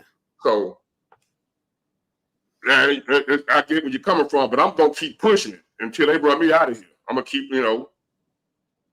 What have people said to you? Like people that seen your content, you know, the people that know you and they seen your content. What's their thoughts on it? The people that come to me that actually I can see them, you know, I can feel your body language. I can look at you from because I've been around folks that would be friendly looking and walk up to you and then stab you. Like with an actual stabbing. You know what I mean? I done been around that type stuff where now I can look at your body language and tell what you about, what you're going to do. Right. So there have been people that approached me, but it was positive. People are starting to come up to me now. And what I can see from a distance whether or not I need to up that iron or not. I can, you know, you can't fool me. I know a hater when I see one because I've seen them all my life. I still, you know. So I'm getting approached, but it hadn't been. Most of the one that talk to Noah is on the keyboard. Yeah. In real life, it's totally different. Man, I love your show, man. I love you. I see you on YouTube, man. I'm like, it's kind of weird people coming up to me like I'm some type of. And I'm like, oh, I'm just, you know, just me. But so far, I've been positive. And hopefully it'll stay like that. Yeah, a lot of times the people on the internet that's saying the craziest stuff is your biggest fans, and they're just trying to get your attention. You know, they see you in person, ask for a picture. That's how crazy it is, yo. Damn, that's how crazy it is, yeah. So what you going? I also want to know what you gonna change in your channel. What you talking about changing? Well, I'm just gonna get off the women topic. You know, I realize I beat the women topic into the grave. I respect women. I don't talk about women in my private life as much. So to make a channel where my niche is just talking about delusional behavior in women and bad behavior in women, it just comes off like I'm someone that hates women. It comes off misogynistic. I'm starting to feel that way. You feel me? Like every video is about this crazy thing a woman did, that crazy. And in my real life, I'm not like that. Like if we talk in real life, I'm not as hours and hours talking about women. So I've realized I got too trapped in my niche and I need to just free myself. Where I talk about subjects. Yeah. I'm just talking about subjects that are like the last video. I'm gonna talk about the crazy there. That's just more for me. You don't only talk about that. You talk about a variety of things to begin with. So you talk about you're not having the same problem as me where I've really niched down. You're kind of like, this is what I think. You made a whole audience based off of just, this is my thoughts. I'm a free thinker. We could talk about everything. And so, but they still call me gay. Even though I don't do that, they still calling me gay. So what difference do it make? Even if you don't, they still gonna hate you, man. Now you got a point. You just admitted that I do a variety of stuff, and the women still call me gay when I say one thing about them. But if I say good stuff, they love me. Then next thing you know, I'm gay again. I don't care. Yeah. But I get what you're saying, man. If you want to do a variety of stuff, because that's what I intended on doing in the beginning anyway. I don't want to be a one-trick pony. Like I love cologne. At first I thought about doing, just cologne. Yeah. But I see people that got more subscribers than me that do cologne, but I get more views than them. Like, because you can't be like a one-trick. You want to talk about a bunch of different stuff. You don't want to be talking about the Alabama football. I thought about that too. They were like, no, you know what? I know everything. Right. So I'm gonna talk about everything. Which I don't know everything. But you know what I'm being sarcastic, but I mean you got opinions on everything, right? I got opinions on everything. So I don't want to just talk about no one thing. Yeah. So and that red pill stuff, man, the thing about that, the majority of them ain't living by that.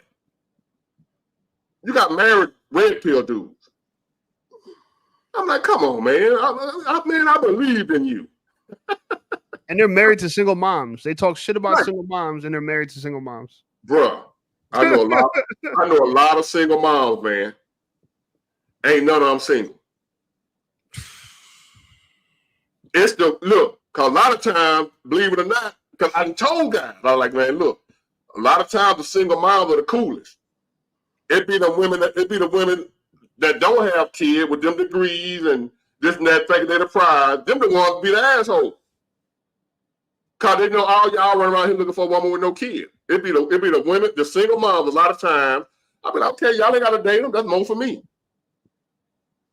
That's more for me. You ain't got to date a single mom, but they lying though. They lying. You prefer it or no? Well, for a long time, I preferred a single mom because I thought I couldn't have kids. Mm. And I didn't want a woman that wanted kids. And I figured a woman that already got kids, she ain't gonna want none. Mm. That man said he lived with 2 single mothers. Hold on. Come on, Price of War. Never again. Damn. You see it? You can see it? Yeah. That's he lived with 2 single mothers, never again, but that's the issue. Even if they wasn't a single mom, if they had no kids, you don't live with a woman. If she ain't got no kids, you still don't live with a woman. You can let her live with you. You don't move it. I learned that the hard way. Man, I got so many. I should have a endorsement deal with Glad Trash Bag. Mm. Having to pack my shit up from living with a woman, putting it in a trash bag. I should have an endorsement deal. Well, anyway, man, I appreciate you, man. And I want to get somebody else on here. Damon, I got you up next. You left and came back. I guess I was taking too long, but I appreciate you, man. And whatever you do, don't give up. No, I'm gonna keep going, bro. And that's not a bad idea. If you got a bunch of ideas, stuff to talk about, a bunch of other stuff, that opens you up to a wider audience instead of just talking just that one thing. Cause like I said, a lot of them dudes, man, red pill, them guys be lying, man. They got wives and shit. It's just I couldn't. That's why I want to talk about everything. I couldn't just come on here, man, and just pretend. Again, you gonna know me in real. People gonna know me in real life. I couldn't come on here and pretend like that. So, what you see on here, what you gonna see in real life with me.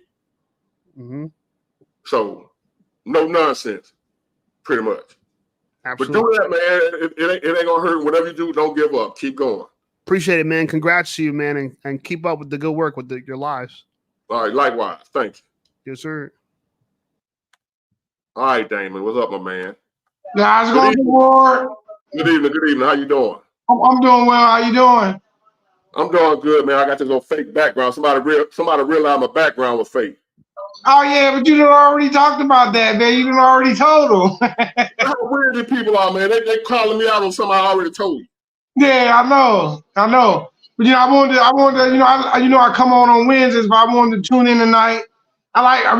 One of the things I really like about your channel, man, how you talk about the economy and you get what people, they give their outlook on what they believe the economy was going on, and it just tripped me out. My man said he was gonna go and he done bought him sleeping in a tent, got his stuff in the Connex. He said it's gonna get real bad.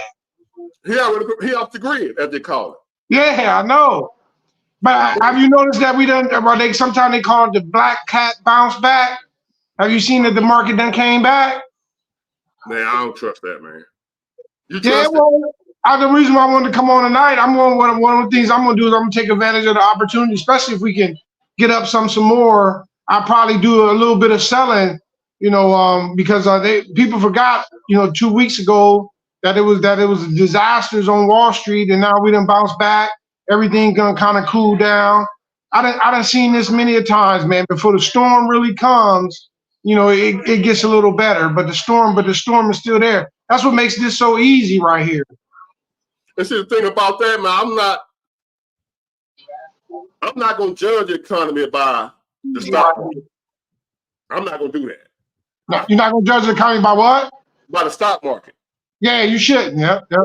It can go sky high right now. I don't care what it does. Whether whatever the price of stocks is, I don't know the price of a stock on whatever. Mm-hmm. Whatever it is. All I know is I'm riding up the street and I see people out there sleeping in their cars. Yeah. That wasn't now not too long ago.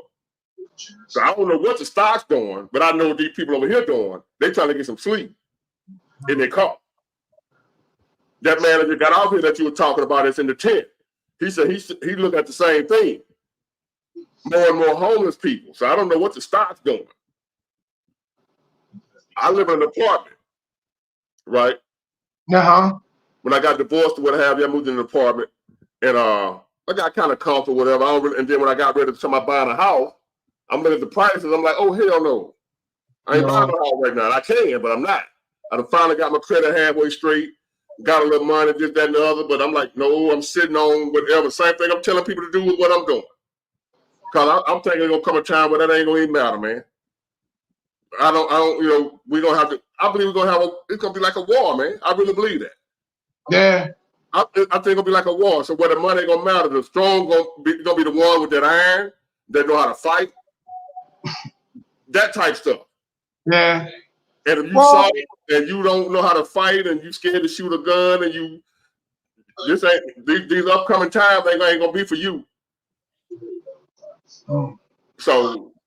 Well, I mean, one of the things that I learned over my investment career, Big Ward, is, well, one, I do think housing prices, they're falling already. I mean, my son was bidding for a house.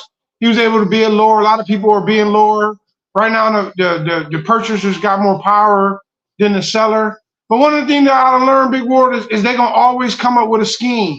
And I do got to say, man, and I don't know if your listeners really be paying attention, even though you talk about Trump, you do give both sides. And I'm a hard Republican, Big Ward, and I go in and you say I'm a sheep, but I go down and I vote straight Republican because I believe in economics, and I believe I believe in capitalism, and I just think the Republicans side by that. But you're right, when Obama took over, I mean, when Bush handed it off to him, it was a disaster, man. You didn't even talk about how the auto industries was in bankruptcy, how the banks was in trouble. But one of the things, they always come up with a scheme because they're going to keep pushing this thing. They're going to keep pushing this American thing forward, no matter what they got to do, no matter how much money they got to borrow, no matter what they got to do, they're going to keep pushing it forward. So I guess if we get to the point that we sleep in a tent, Big Ward, I'm going to go broke. I'm going to be broke. Well, I think I can do it again. I think I can do it. I ain't forgot. Yeah. Oh, yeah. I was in the army. I spent many times in Afghanistan. I can sleep in the tent, no problem. But I think they're gonna keep pushing it forward. They're gonna find a way. They're gonna come up with some trick. They're gonna come up with some scheme. The Federal Reserve gonna come up with some scheme. They're gonna do something to keep this thing going forward until we get in too much debt, which we probably already in now. That they just can't push it forward anymore. And we might be there. I don't know. Well, one thing they're not counting on, that they're overlooking. The people actually rise up and say, you know what, we're done, no more. Oh, wow. They're overlooking that. See, they're sinister, they're evil, they're wicked, but they don't know everything. They just think they do. And they are underestimating the people. Mm-hmm. Just like the Boston Tea Party. Remember that? Yeah. They underestimated people when they get tired, when they've had enough. That's how America was formed, by people that had enough. That's where America come from. That's how we end up here. People that had enough. White people, what have you, but they had enough of oppression. They had enough of the government screwing over them, which was the king. Whatever form of government it was, they were screwing over the people the way our government is screwing over us now. And what they're doing is they're making the same mistake. They're underestimating people getting tired. They forgot about that part. And they forgot that we outnumber them. So that's one factor they're not adding in that's gonna make their plan fail. Because their plans don't fail. I got two questions. I got kind of two questions. One, both of them you probably going to elaborate on. Well, and the one thing that I always remember when the Bush father was going up for re-election, and he didn't win, but he said no president has never been not re-elected because he said he was not going to add to the deficit. And I just don't think we ever going to have a president that's going to have the courage to say that and Trump did kind of mention it, and I would be amazed if he did it. He said that this spending has to stop. And I just don't see no president ever wanting to do that. They just keep adding to the deficit. When you got an $8 trillion economy, and if you add $1 billion to debt, it's like a family. If you make $80,000 a year and you spend $90,000 a year. At some point, you're gonna break. But Exactly. they just keep doing it. What's your opinion of that? Well, they got rid of him for trying to fix it. That's what it cause when he was elected, he said no new taxes. Read my lips, no new taxes. That's what he said. But when he got in there, I saw how screwed up things was when he actually looked at it like, ain't no way we can fix this without raising taxes. They were pretty much like, they don't want you to fix it. Like you just said, leave it like it is. We got a plan. We going somewhere with this. So here we go again with Trump. A guy that comes in and actually want to fix it, he under attack.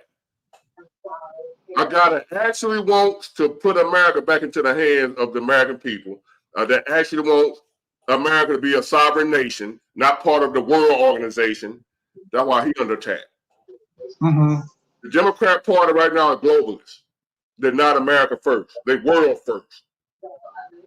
Everybody else, immigrants, everybody but us. Yeah. So. Yeah. And then my second question, and I do want to thank you, Big Ward. I probably, since I've been coming on here, and I'll be on here next Wednesday. I probably to my page, I probably got 100 more subscribers. At EMFS S5, where I talk about investing and talk about things like that. But what's most important to me, what are you? I know you've been out of work and stuff like that lately. Sometimes you're working, sometimes you're not. I mean, how slow do you think? Because we know everything moves on a truck. Everything that gets somewhere, unless it's digital, moves on a truck. I mean, how slow do you really think it is out there in an intermobile business? And what's your opinion of that? Well, it's not just the intermodal business. Trucking in general, the over-the-road truckers, they ain't doing too good. Now, you got some that work for the big, what you call a mega carrier, like a Walmart type trucking company. The big, huge one, like you've seen on the road, JB Hunt or Swift or Schneider, the orange trucks, stuff that, companies like that, they're going to have work, but overall, because they're so huge, and they cover the whole country. Got like thousands of trucks or what have you. So therefore, they're going to be moving. But you think they're laying off yet? Are they laying off? Yeah. Oh, okay. Hold on. I'm glad you mentioned that. I got a trucking channel that I follow. Hold on. Let me see what he's saying.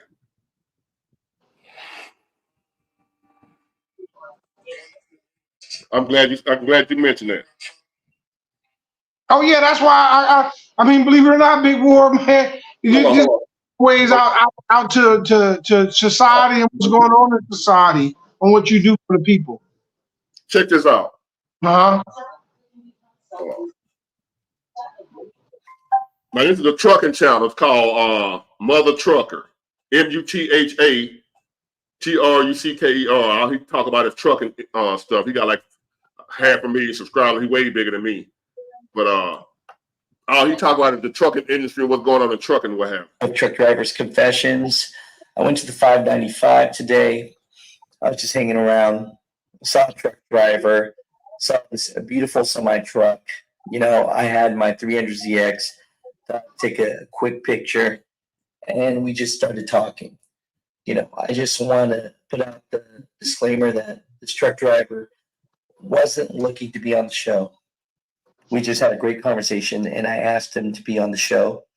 And, he was just being very honest with me. Here's a truck driver, 25 years as an over-the-road owner-operator, and has experience, saved up, thousands of dollars for a rainy day, has done all the right things, bought his dream truck, just the way of the contracts, the way of the rates, just everything, And so he's having a hard time, and he's missed a couple of mortgage payments. I can't imagine somebody that has 25 years experience working their butt off, saving their money, doing the right thing, building relationships, and at this point can't make their mortgage payment, right? and he's ready to hang up his keys and work as a company driver, because at the end of the day, trucking is all he knows. So to the American people, this is trucking right now for a lot of drivers. I'm not saying that there aren't drivers that are successful or not successful. I'm just saying that this is becoming very common, that truck drivers in America are struggling. Not easy. I was talking about in the day, and I was like, so he's finna interview this guy, 25 years experience, which I got a little more than that. And I'm telling you, if a truck, they're talking about that, like you talking about the stock market, this and that. Here's the economy gauge right here. This is the real economy gauge. Hey, cuz, I got my cousin Trina, y'all, who taught me into not quitting. Trina Michelle right there. She told me, hi. How you doing, girl? But I was gonna quit because when you were talking about I had like 20 views or what have you. And she was the reason I ain't quit. Oh. When I get rich, I'm about her Lambo too. Hold on, y'all. But this is a trucker right here. This is your gauge. I mean, I know you saying the stock market bounce back, but I ain't looking at that. I'm looking at these guys. I'm looking at what I'm doing. I'm looking at this right here. no, I can't talk to it because it's too low. You know what I mean? Yeah. Just lose my fuel or whatever. You know? Yeah. No, this thing's beautiful, man. Thank you. Yeah, No, jump over here, man. Jump over here real quick. We were having jump inside. All right, I appreciate that. Hold on, he's fanboy. Prices, everything, you know what I mean? And get these stupid truck drivers, so-called. Yeah. Like, get the right rates, you know what I mean? Don't do a cheap rate, man. You're killing everybody else. I think about that too. I think about that too, right? Yeah. And I go, look how nice your equipment is. Yeah. And you got to compete with people that duct tape their MC numbers on. Exactly. And not being safe. Yeah, not being safe at all. It's one thing about DOT, I would say, but it's another thing about when people just literally have. That's a long interview, but you get where I'm coming from. Oh, yeah. That's a trucker right there, man. And there's plenty more. Hold on, I'm gonna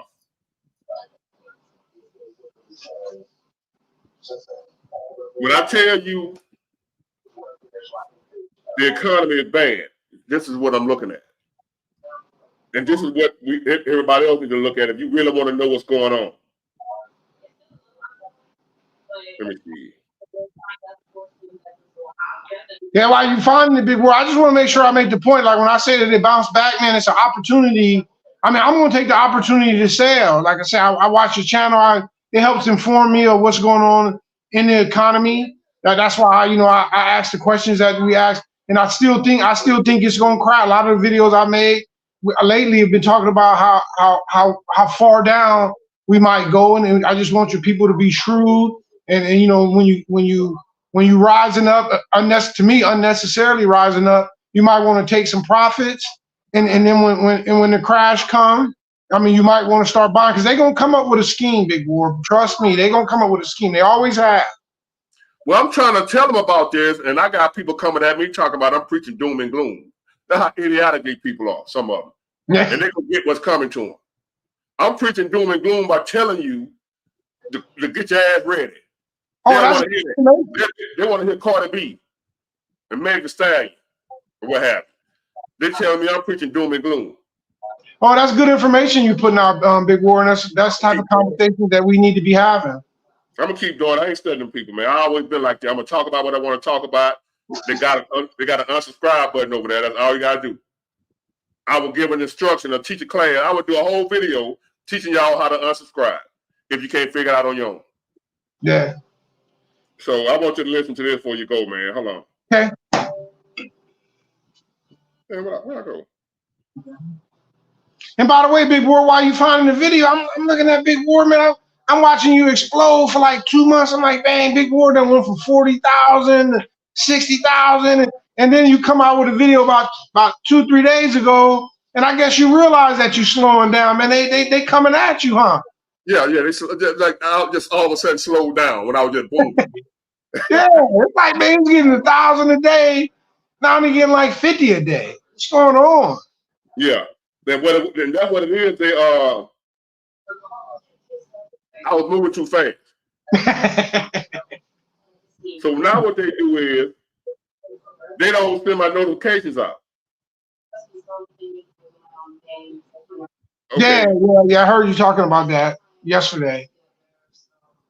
They don't send my notifications out, and I don't care. I would have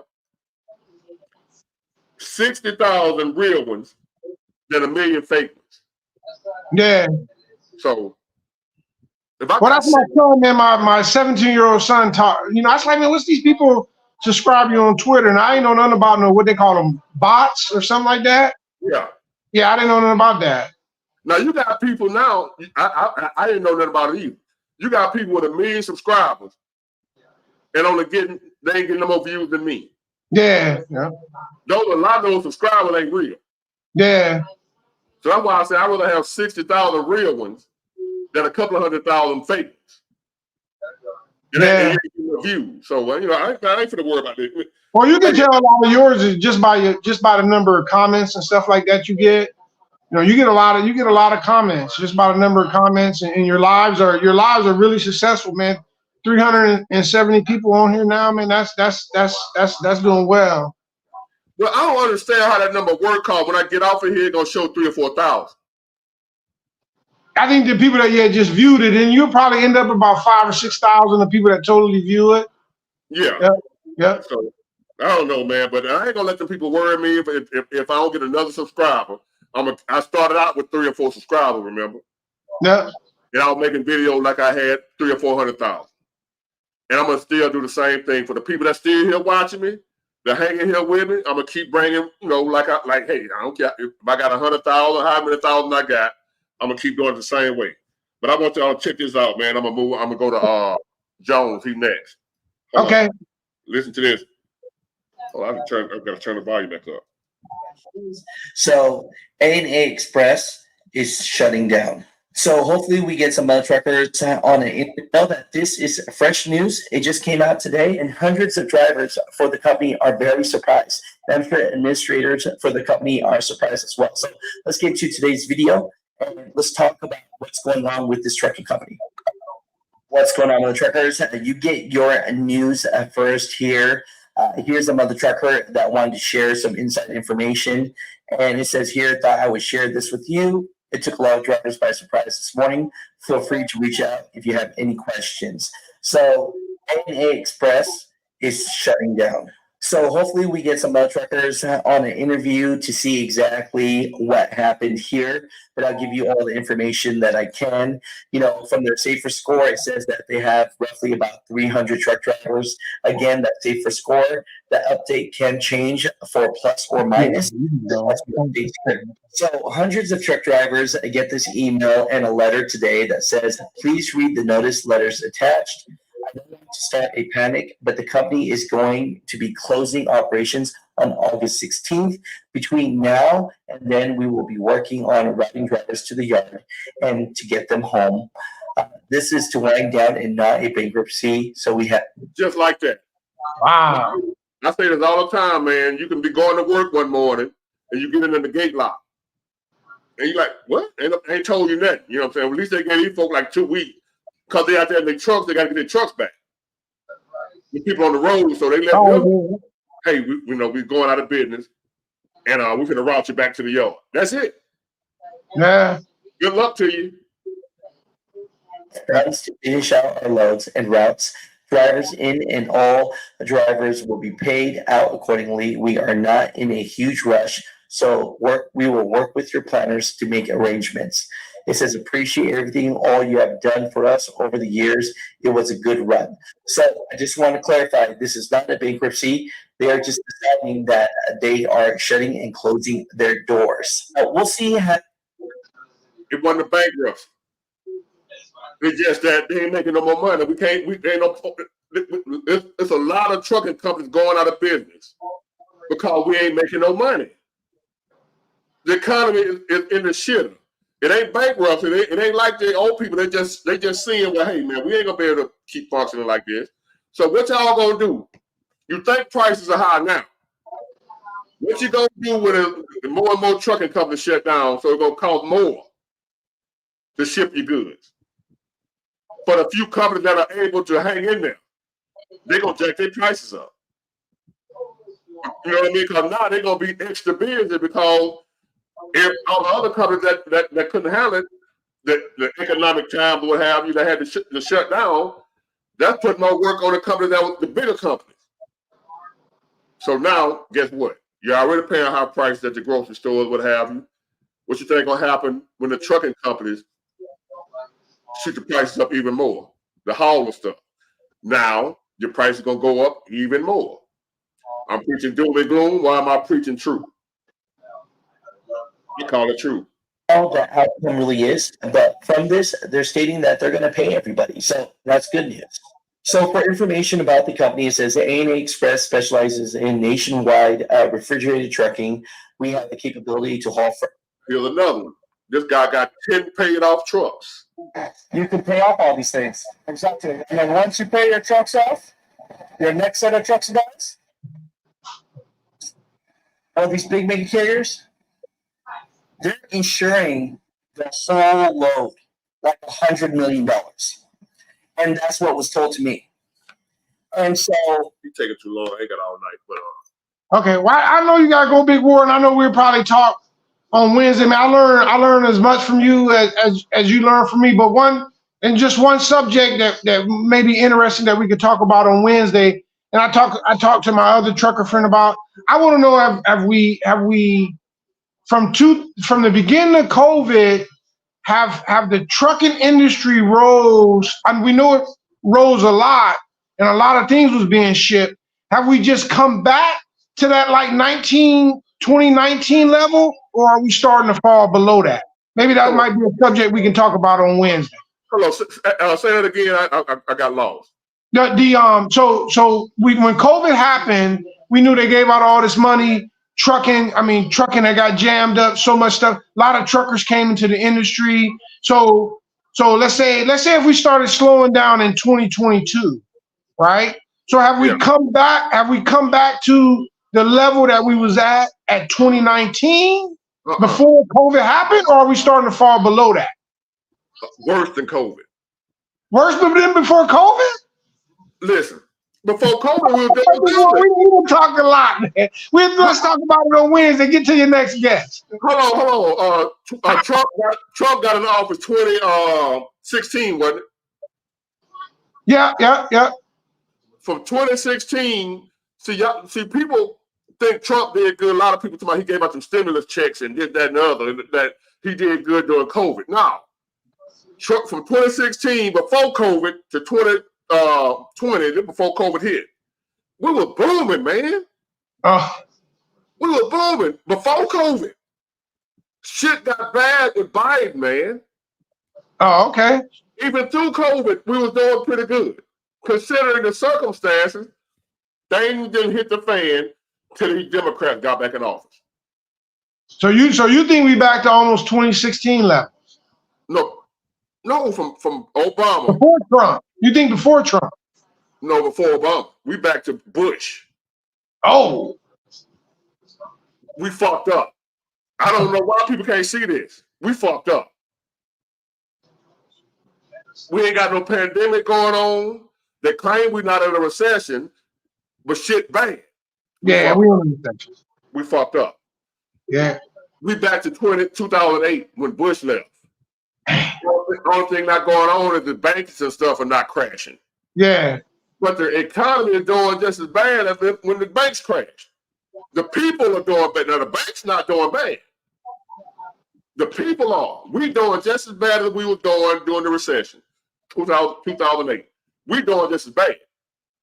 The only thing different is with the car market finna crash too. Because you see how high a car is now, right? Oh yeah, they're gonna crash too. Yeah, they're way overpriced. They finna crash too. The housing market finna crash too.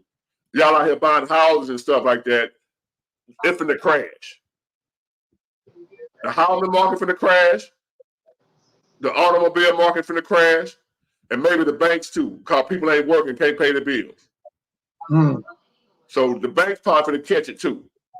Oh, that's funny that you said that, man. I sit on a board and one of the bankers on this board told me that the credit rating of the people is as worse as it had been since 2007. And that's weird that you say that. Right. We back at 2007. When Obama took office, it was fucked up. When he finished, it was great. Like, he ain't do nothing for black people. I ain't talking about all that. Yeah. I'm talking the overall state of the economy and the country. When Obama left, he handed it over to Trump in good shape. Trump improved on it. When Trump got from Obama, it was great already. Trump didn't get it the way it was. Obama did that. Yeah. But what Trump did, when he got it, he ain't fuck it up. He made it even better. When Trump got out of office and Joe Biden took over, it been straight downhill. And now they want to put Kamala Harris in there. She's worse than Biden. And I kind of, cause I'm a survivalist. I'm the type of person, I'm gonna make it through a nuclear war. I'm like a roach. I'm gonna survive. But I kind of like want her to get in just for them people so they can suffer. I'm gonna sound sinister or whatever. I kind of, in a way, I hope she do win for Ricky Smiley and all of them, so they can be there down here with us. Ricky Smiley and Roland Martin and all them boys. I hope she do win. And all of the Democrats around my neighborhood and my family members, whatever, who vote for this lady, who's struggling. You're struggling now. She gonna put the nail in the coffin for you. I guess she'll be doing good. Okay. Well, just text me the message, man, you want to talk about on Wednesday. See you then. Will do. Right, keep doing what you're doing. All right, Jones and El Guapo. All right. What up, Jones? We live for real. Yeah, you live, man. How you doing, man? I'm doing good, man. What's on your mind? Hey, man. Hold on a minute. Hold on. I done had this Calvin Dickerson up here for the longest. Thank you for the donation. And he had a question. I'm gonna get to this question when I finish with Jones. If I was the president, what's the first thing I would do to get inflation down? And what do I think about the minimum wage hike for fast food workers? No minimum wage hike. That's gonna kill the economy even more. Minimum wage is not for grown folks trying to raise a family. Let's get that understood. That's for kids. If you choose to stay working for minimum wage and you're 40 and 50 years old, that's a you problem. That ain't the rest of us problem. That you want to have a family and be able to afford a 2 or 3 bedroom home working at McDonald's. That's not my problem. McDonald's and them type of places like that is for kids and people in college, stuff like that. That is not for people trying to take care of family. If you choose to work there the rest of your life, that's your problem. I don't know. Hold on, my bad, y'all. And what I would do to get the inflation down, not a damn thing, because they'll kill me. They don't want it down. This is a plan. It's what I'm trying to tell y'all. Remember, y'all were going around talking about the C-19 word was a pandemic. This is a plan. What I would do to get the inflation down, not a damn thing. I would go golfing or what have you. Let that shit do what they're gonna do. Cause anybody trying to fix this, that's why they got Trump ass. That the people that talk about the assassination attempt were fake. Y'all weird. But anyway, that's why they're trying to get rid of him. They don't want it fixed. That's the point.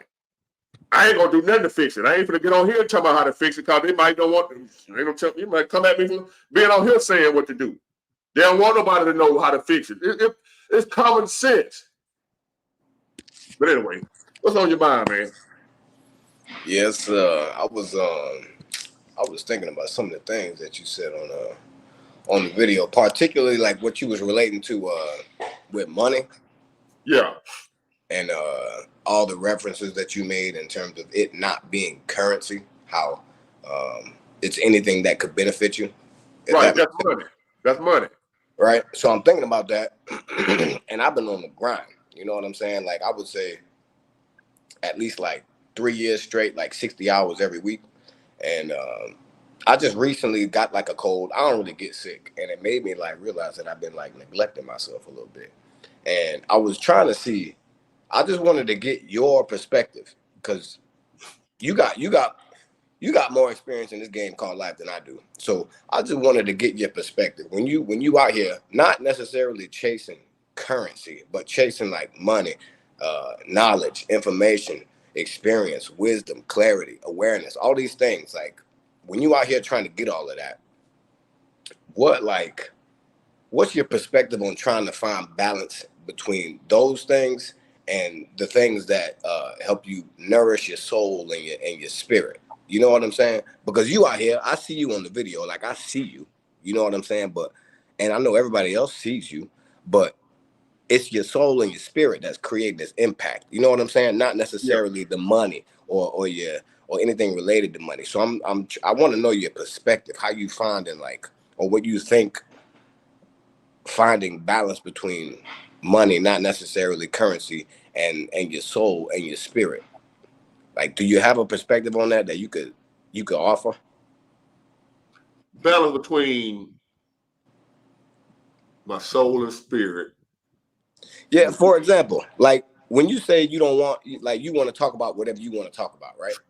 That's because that your soul and your spirit wants to talk about that. If you were to like get on here and try to please everybody like any other person on YouTube and you just speak on what they recommend you speak on, at the end of the day, when you express yourself, it's not going to be as authentic. It's not going to be as genuine as it is, because you're not speaking from your soul and your spirit. So when you get like all this love and you get all these subscribers and you get all these people on the live, it's because like you doing what you need to do. I can tell you doing what you need to do to nourish your soul and your spirit. You know what I'm saying?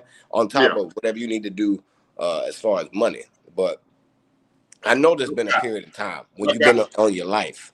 In your life where you was just on the grind, you know what I'm saying? You just like, and your soul and your spirit was just like neglected, if that makes sense. I got you. This is what I got to, and this God. I probably should have sent you an email or something like that, but it just like hit me, you know what I'm saying? This how it's supposed to, it happened how it's supposed to happen. I truly, and I'm not religious. Not even in terms of religion, because I'm going somewhere. I'm finna go somewhere. I know. I feel where you're coming from. I'm finna tell you just my answer. Okay. I'm not religious. I truly know now why I'm here. It's not me that I'm such a great dude, and because I've been a snake all my life. I would bite you, but I was sneaking. But I was sneaky. You know, I'm more dangerous than what I look. Not no more. The people that like the people that's on here playing with me or whatever, they don't really know who they playing with. They judging me now. But I still got memories of how to do certain things. You know what I mean? But anyway, I say that to say this. When I was in the 4th grade, and we had an end of the year pool party, right? I don't know if you ever heard it before. Yeah. You heard the story? No. Okay. We had an end of the year pool party right when I was in the 4th grade. I come from a poor neighborhood where we didn't know what a swimming pool, a built-in swimming pool. Yeah.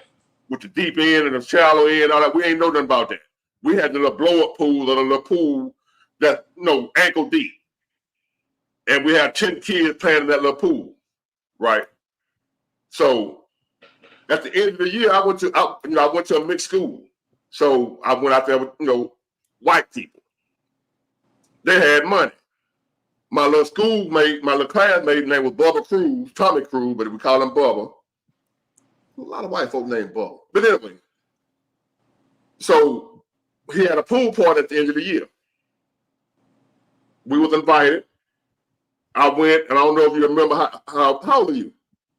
I'm 33. Yeah, you probably too young to remember this. I know about all of that though. I know about the pools and the blow up pools. Look, come on, when you was a little boy, when you was in elementary school, do you always want to be first in line? Yeah. Okay. So as a little boy, we always wanted to be first to do something. First in line for lunch. First in line to go to PE. First. We used to be wrestling with each other to be first. So when it came time to the pool party, I wanted to be the first one in the pool.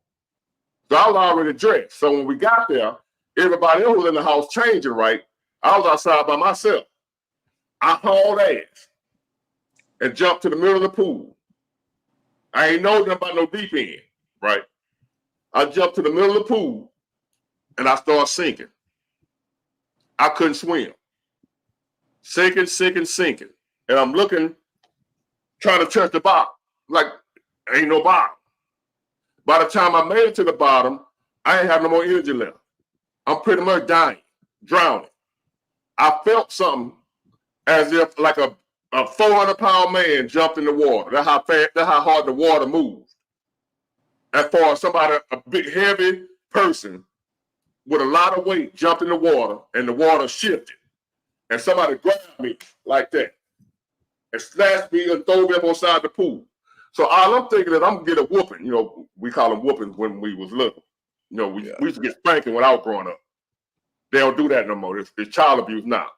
All I was thinking was I'm gonna get a whooping because I'm thinking if somebody, a parent or a teacher or somebody, done snatched me about the pool and they're gonna tell my mom what just happened and she gonna whoop my ass, right?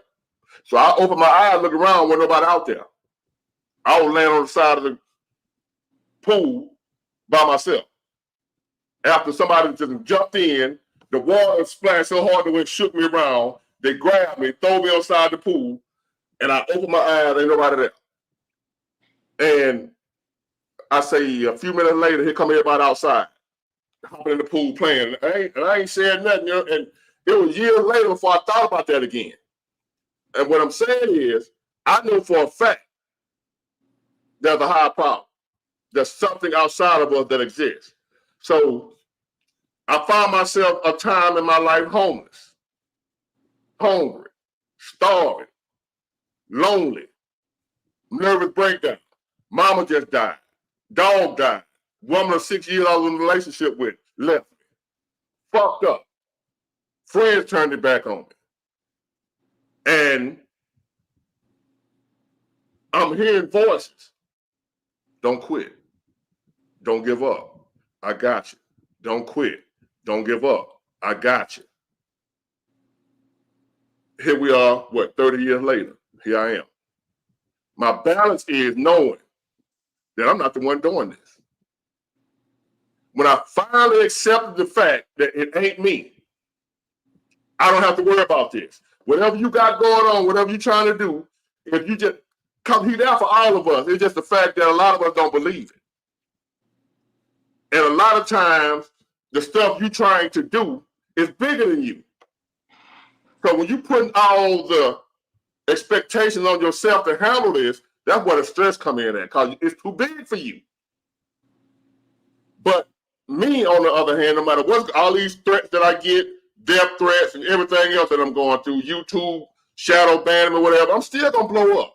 It ain't me. Sit back and watch. The proof is in the pudding. I'm still gonna blow up. It's not me. That's my balance. Me knowing. So therefore, I sit back now. I hadn't worked in weeks, right? And right when the work slowed up, my YouTube channel shot off. I make more money on YouTube now than I do working. I can quit working right now, but I'm not. My thing is, I don't worry no more about stuff like that because now it took a long time for me to get here. But my balance is me knowing without a shadow of a doubt. I don't know if it's named Jesus. I don't know if it's named Allah. I don't know if it's named Buddha. I don't know what the hell it's named because he never introduced himself to me. Whoever saved me in that pool when I was in the 4th grade never said, hey, nice to meet you. My name's Jesus. I don't argue with people when they say what God's name is. I ain't got time for that. Y'all have at it. But I do know God, there is somebody other than me. And I rock with that. That's where my peace comes from. That's where and I'm trying to spread it to y'all. Believe it or not, hey, you believe it if you want to believe. I ain't tripping. That's why I don't get into those debates with nobody about who God is, what God's name is. Y'all can have it. I got my own personal supernatural experiences with God. I was shot point blank range. I was stabbed point blank range. I'm here. Some been trying to take me out of here since I was on this earth. Why am I still here? Because somebody got me here. Somebody got you here. It's all of us. The people that are worried right now are people that don't believe. Just that simple. The ones who don't have balance right now are the ones who don't believe, are the people that think they doing this. It's me, everything on me. Ain't no God, it's me. So therefore, when shit hit the fan and you can't figure it out, that's why you stressed out, because you think it's you, and you don't have an answer. When I don't have an answer, I don't worry about it, because I know an answer gonna come. Because me, I'm depending on something other than me. Finally in my life, I done went many years of my life depending on me. That would like to kill me. When I stop, I ain't no church dude. I done been in the church. I done been prayed over. I done had pastors anoint my head with oil. You know how you ever see people in church when they be standing in line and the pastor come out and touch them on the head, they fall out? Yeah. I done did all that. Yeah. The only difference is when I was in there and the pastor touched me on my head, I ain't fall out. And I really wanted to fall out. I was in there for real. I want to fall out and shout and all that stuff like them folks do, because it look like it feels good. It looked like they're happy, and I was in a lot of pain. I want to feel better. So I'm hoping that when the pastor come by and touch me on my head and anoint my head with oil, I'm going to fall out too. I didn't fall out because I ain't going to fake it. I didn't feel nothing. Nothing happened. Only thing that did happen was the pastor wanted me to screw him. That's what happened. So I don't do church. I don't do religion. Anybody that invite me to your church, you're wasting your time. But I do know that somebody got me. I don't need your name for it. I don't know if I'm answering your question correctly. But you need to know that whatever you're going through, whatever you're dealing with, it ain't on you by yourself, man. So you ain't got to kill yourself to do nothing, because whatever you can't do, you just do what you can do. God will do the rest. Everything that's really hard, like my YouTube channel, I didn't do this shit, man. What I know? How the fuck I know? I ain't got no book on how to build a YouTube channel. You think I had a book? What, no. Some type of instruction manual or something? This is how you... I used to watch videos of people telling you how to blow your YouTube channel up, and they only had 5,000 subscribers. How the hell you telling somebody how to blow up a YouTube channel and yours ain't blew up? So I knew that was some bullshit. So what I did, I went to my tried and true method of letting God handle his business, and I handle mine. You let God handle his business, you handle yours. God don't need your help. You need his. Now, if you don't believe in God, this don't apply to you. But to those who believe, or think you believe, or what have you, you've been taught Jesus and all that, I ain't on that. His name might be Jesus. I don't know, but he ain't tell me that. But what I do know is there's something out there other than myself. Whether it be an alien, I don't fucking know. Is what I'm telling y'all. For the atheist came at me one time when I told him the story, how you know it was Jesus? Because I used to say Jesus. I used to say Jesus saved me, but he was like, how you know it was Jesus? He don't believe in none of that. And I thought about it. He ain't changed my mind as far as me knowing I was saved by something that wasn't human. But he did make sense that how do I know it was Jesus? Because whoever it was, they introduced themselves and say, hello, my name is Jesus, Big Ward. I just saved you. Go tell the world about what just happened. So therefore, it ain't me, baby. My battle, because if it was up to me, I'd have a nervous breakdown again. When it was on me, I told you I had a nervous breakdown, right? I don't think I caught that part. When I was my mom, I got two moms. Yeah. I got a biological mom who's still living, but she had a massive stroke. She's bedridden right now. I had a mom that I consider my mom, who raised me, took care of me, adopted me. Right? And it's a strange story, but my mom who's still living, my biological mom, don't really feel like my mom. Because she didn't raise me and my older sister. But that's in the past, what have you, that's I'm just telling the story of what happened.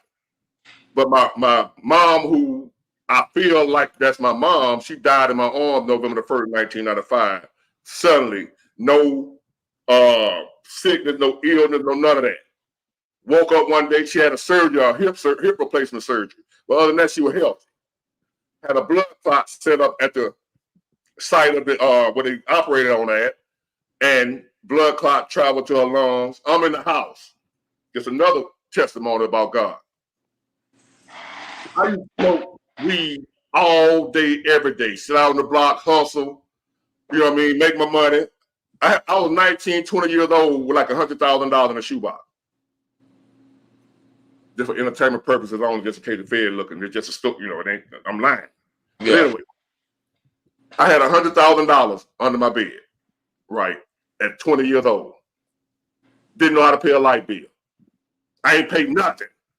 When I say I was sorry, I was sorry. I'm telling you, even when I had money, I was sorry. Because here I am with $100,000.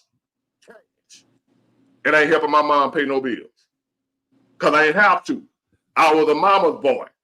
When you coming up with a single mom, no father around. She babied me. She wouldn't let me pay shit. Nah, I got it. So that's how I came up. So anyway, she was my everything. She died in my arms, no warning. I lost my mind. The woman that I was with all that time when I was balding, she left me when I lost my mind. I had a dog that I paid $1,500 for back in '90. Back then, $1,500 for a dog was a lot of money. Not it cost that everywhere. But that was like $5,000 for a dog back then. Somebody poisoned my dog. All this happening at the same time with me. So I lost my damn mind. And I done lost my train of thought, man, just reliving that shit over and over again. Nah, I can relate to all of that. That shit, man. It was rough, man. And I was, the night she died, the morning she died, I done came in from a night of partying at the Silver Spoon, drinking, high. And when I go to sleep on one of them stupids, as they call it, a train can rush through the house and tear the house down, I wouldn't wake up. I done had people shaking me. Big war, somebody out there want to spend some money with you, you know, shaking me for money, I wouldn't wake up when I'm high like that. But this particular morning, some just tapped me, wake up. I just hopped up out the bed. I can hear the voice just like you talking to me, I'm talking to you now. Wake up. I wake up, go in there, see about your mom. This happening to me. I go in there, my mom sitting up on the edge of the bed, holding her chest. Whatever it was, wanted me to see my mom before she leave. Because she would have died in there while I'm not, you know, I'm snoring, knocked out. Some shook me, not no rough, just a little, wake up. And I'm thinking I'm dreaming, you know what I mean? Like somebody just say wake up, but I woke up. Then I just woke up. I'm high as a kite. I never wake up like that. Ain't nothing going on. I woke up, go in there. My mom sitting up on the edge of the bed, holding her chest. I'm like, what's wrong with you? She said, I can't breathe. Fast forward, the eye rolled to the back of the head. She fell back. I'm in there with my mom screaming like a baby. And now that I look back on it, who woke me up? Who was that? The same one that was there now is the one who here with me now. That's keeping me balanced. For whatever demon, whatever I got to deal with going forward, whatever this is all about. I don't know what this is about, man. I don't know what made me one day decide, hey, start a YouTube channel. I don't know where that come from. Well, I do not. And what kept me going when you had 3 subscribers? When I wanted to quit, what made my cousin Trina call me and say, hey, man, don't quit. You're doing good. And sent me a video of somebody else that was, you know, doing good, what have you. She just called out the blue. I was finna quit. I was finna shut the channel down and get the hell on. I was big in my hometown to support me. Subscribe to my channel. I had almost 5,000 Facebook friends that wouldn't subscribe. Dudes I talk to every day wouldn't subscribe, wouldn't watch the video. I was saying, man, you know what? I'm done with this. He wouldn't let me quit. He wouldn't let me quit. My cousin, she on here now. My cousin Trina called me. What up, cuz? And I said, man, I'm done with this shit. She wouldn't let me do it. Fast forward, here I am. At that time now, I might have had 10 subscribers, 15 to now. Couldn't quit. So I went way around the corner to answer your question, but that's where my balance come from. God. Yeah. But somebody needed to hear that. Yeah. Got it? You got it? Yeah, I got it. I appreciate you, man. So when you're feeling unbalanced, when you're feeling like you don't know how you're going to do this shit, when you got more on your plate than you can handle, it ain't you, bro. Just wait. And what I wanted was, through the years that I doubted God, I believed in God and know God is real. But I still doubted him because I asked God to help me to do something, but I want him to tell me how he's going to do it. A lot of us want God's help, and then we want God to tell us what he's going to do. And he ain't going to do that. We want God to tell us when he's going to do it. God, when you going to swim? Hey, I had a little bit I had asked you about. When you going to do that? He ain't going to give you no answer on that. He don't owe you no explanation. You know, that's begging. That's, a beggar being picky or choosing. I'm asking God for help. He helped me when he feel like it. You feel me? Yes. Somebody asking you for help, and then they're going to rush you on the help. That's what I was doing. That's what a lot of people do. They want God to tell them when they're going to do it. God, how you going to do it? I need to know. Give me some information, God. God ain't going to do all that. You just sit your ass back and wait and just know. I know it's coming, man. I don't give a damn. I'm going to be at 1 million subscribers. I know it. Not because of me. I know this. So y'all going along for the ride. You can watch the miracle happen. It'll help you build your faith and know that damn Big Ward said this and God was going to do that. That's going to work in my life too. That really is something greater than us. And I ain't no damn pastor. And I don't fuck with them. I don't mess with them. We all men of God. You ain't no damn man of God. We all men of God. So anyway, that's the answer. No, man, I appreciate it. I ain't even really mean to pick your brain like that. I really just want That's what it's for. That's what it's for. It's for that. It ain't my brain. Oh, yeah. This ain't no. I ain't read no books on this shit. Where I get it from? It ain't my knowledge. It ain't my brain. So if I keep it to myself, I'll lose it. If I don't do what I'm supposed to do with it, it's gonna be taken from me. Yeah. Yeah, that last part is really where it's at right there. Okay. Yeah. So that's what I'm helping for. That's why I'm helping. Yeah. It was just like the best way that I could compare it is as if like you know how it's slow for you right now with the work thing. It's like the opposite. But it ain't. Oh, it's good then, huh? No, it's the work slow, but it is what it is. But yeah, like if it was the opposite. Now, much as y'all hear me talking about how work been slow, have you seen me worried? You been working, right? You be in the truck. No, I'm saying, have I been worried? Like, oh my God, what am I doing? Yeah. No. I ain't been none of that. I'll tell y'all what's going on so y'all be ready. To let y'all, I'm warning y'all about what's going on in the economy. And be prepared. That's why I'm telling y'all I haven't worked. I'm not telling you because I'm worried about it. Because I know whoever got me here is going to still take care of me. I just told you, when the work stopped, my YouTube channel money shot up. Yeah. Money just started coming in from YouTube. Listen, I came home from work one day. Checked my mailbox. It was a check in there for $800. I thought it was fake. I bullshit you not. I'm telling you what God do when you depend completely on it. I checked my mailbox. It was a check in there for some damn lawsuit. I ain't joining no damn lawsuit. You know, one of them class action type thing. And you might get them, if y'all ever get them little emails. I don't know if you ever got one. You've been selected part of Verizon being sued for this, that, and the other, this medicine card, whatever. Some shit I don't even remember what the hell. I don't know what the hell that was. I thought it was fake. I took it to the bank. They were like, yeah, it's real. I got a check for $800. Some shit I don't know what the hell it was.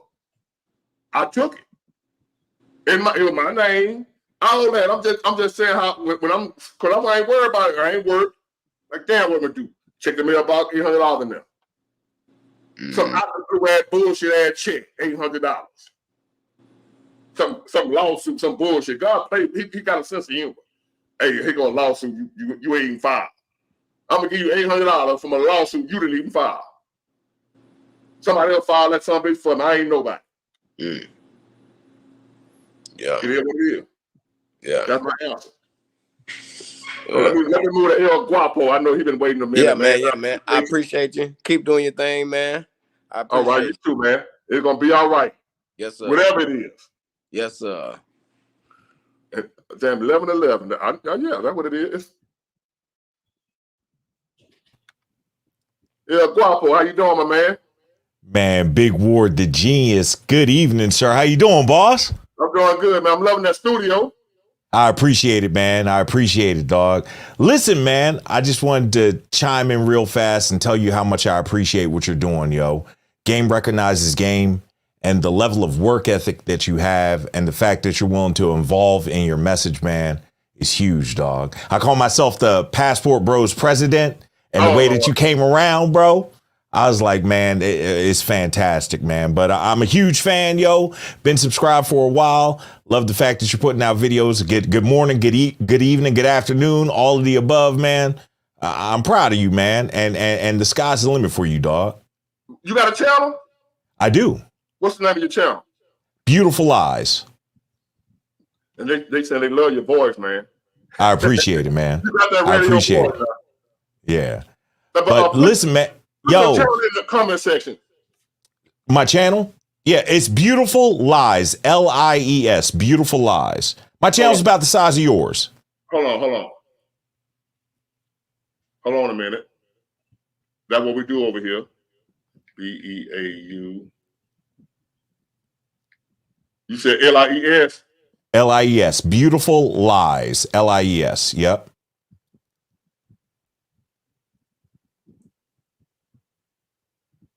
See.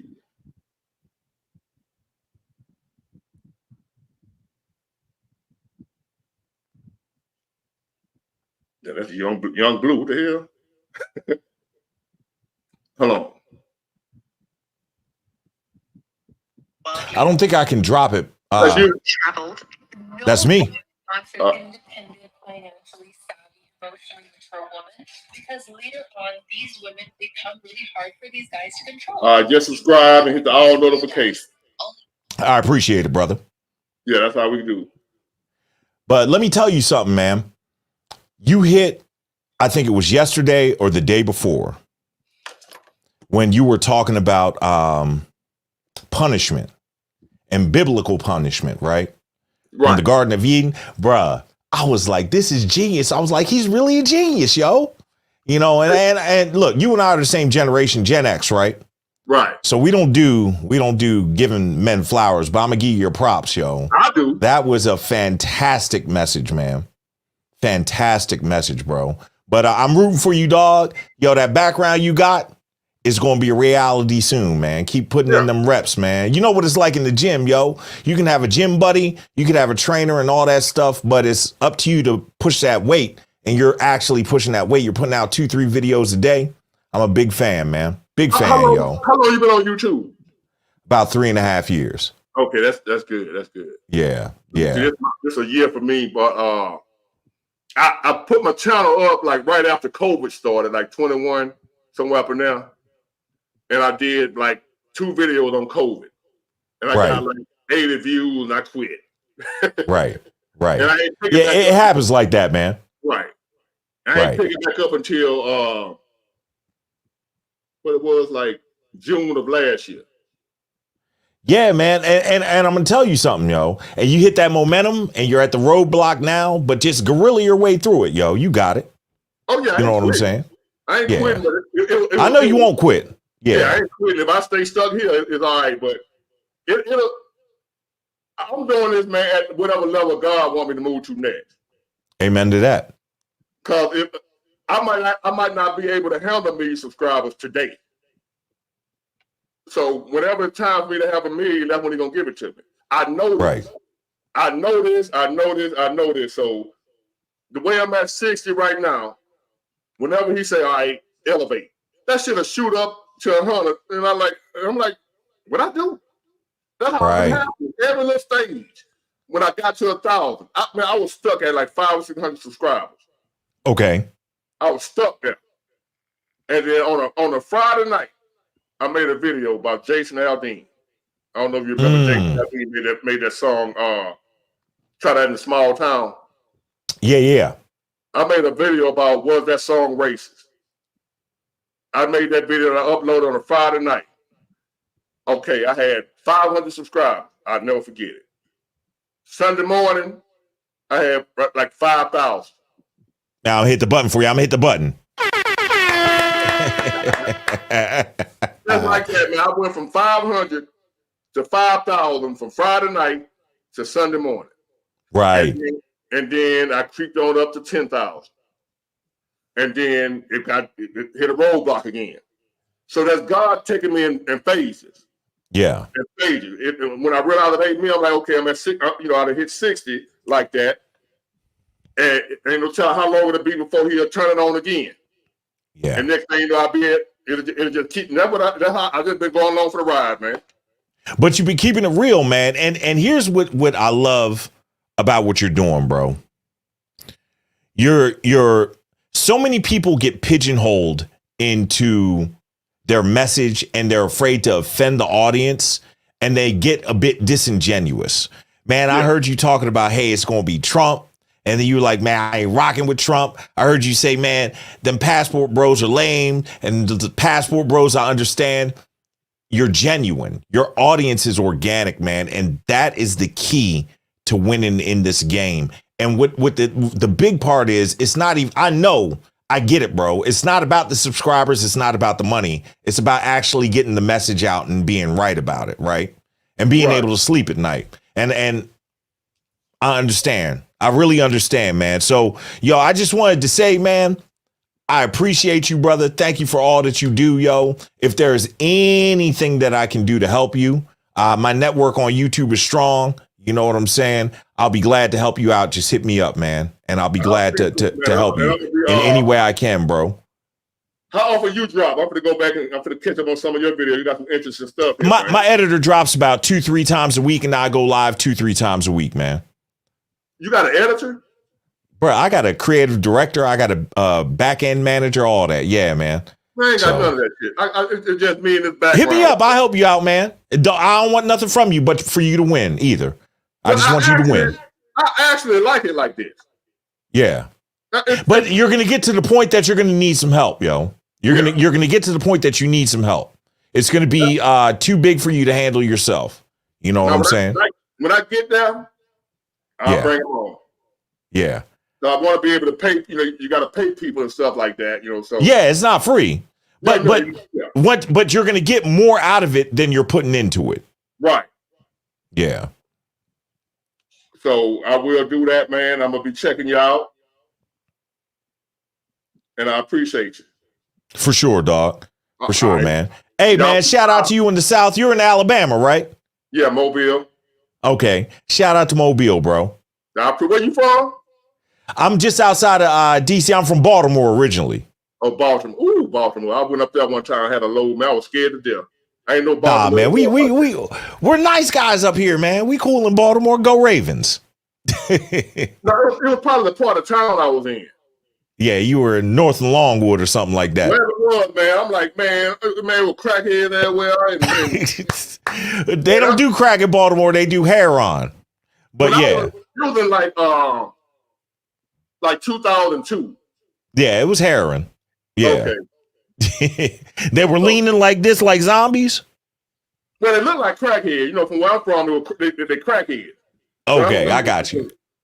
That's what I'm used to seeing. So they could have been on. We don't have heroin down here like that. We had crack. Crack was the big thing here. Right. And so they didn't do like I said. It might have been heroin, but they look like. Well, I guess crackhead and heroin head look the same. Yeah, I got you, man. Yeah, they fucked up. So I appreciate you, man. And we're finna keep. Let me see. I'm finna get to talking. I appreciate. Yeah, do your thing, brother. I appreciate you, man. Yo, right, for real. Hit me in the background. I'll be glad to help you in any way I can, man. I want to see you blow up for real. I appreciate it. All right, boss. All right, y'all. Let me get back on. Let me show y'all something I want to show you.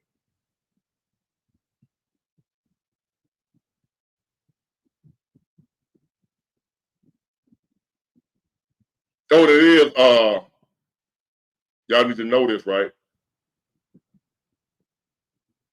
It's football season.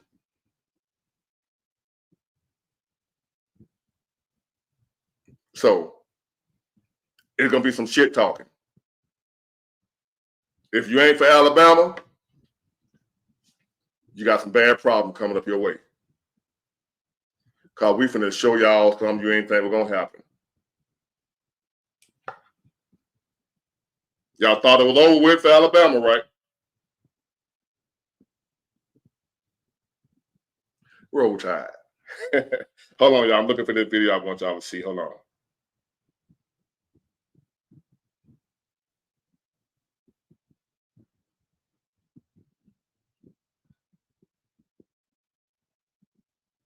Let me see. Hold on, y'all. Hold on.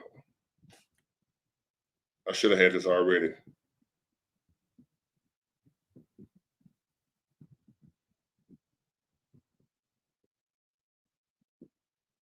How much time I've been on this damn thing? Ooh, almost 3 hours again. Now, Osland said do an all-nighter, but I don't know about that tonight, Osland. I don't. What Tigers, Travis Allen? Go what Tiger? What Tiger? Auburn or the other one? The other little cat, the little kitty cat, the LSU.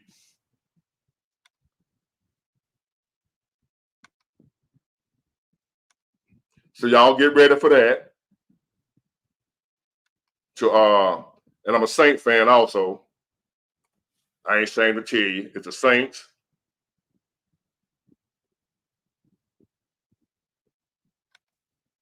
And it looking like I'm gonna have to break the old paper bag back out for the Saints. But hopefully this year will be better. But I'm a Saint fan in Alabama. So y'all will know who to come at me with if we lose. Y'all will know how to get at me. But I think we got the second best coach in college football. Nick Saban was the first.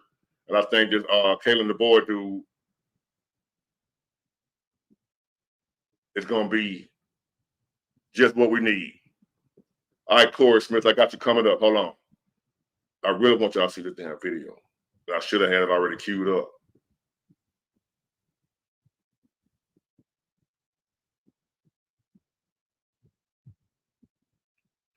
Oh, looking at something, y'all, because I'll be on YouTube all day too. Did y'all know Hammer wasn't no punk? I'm just on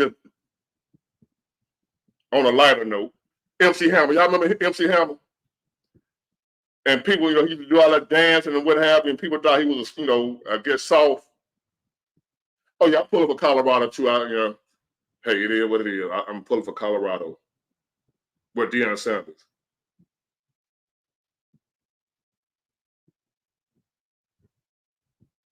I guess I ain't gonna be able to find that video, but hold on, let me go on.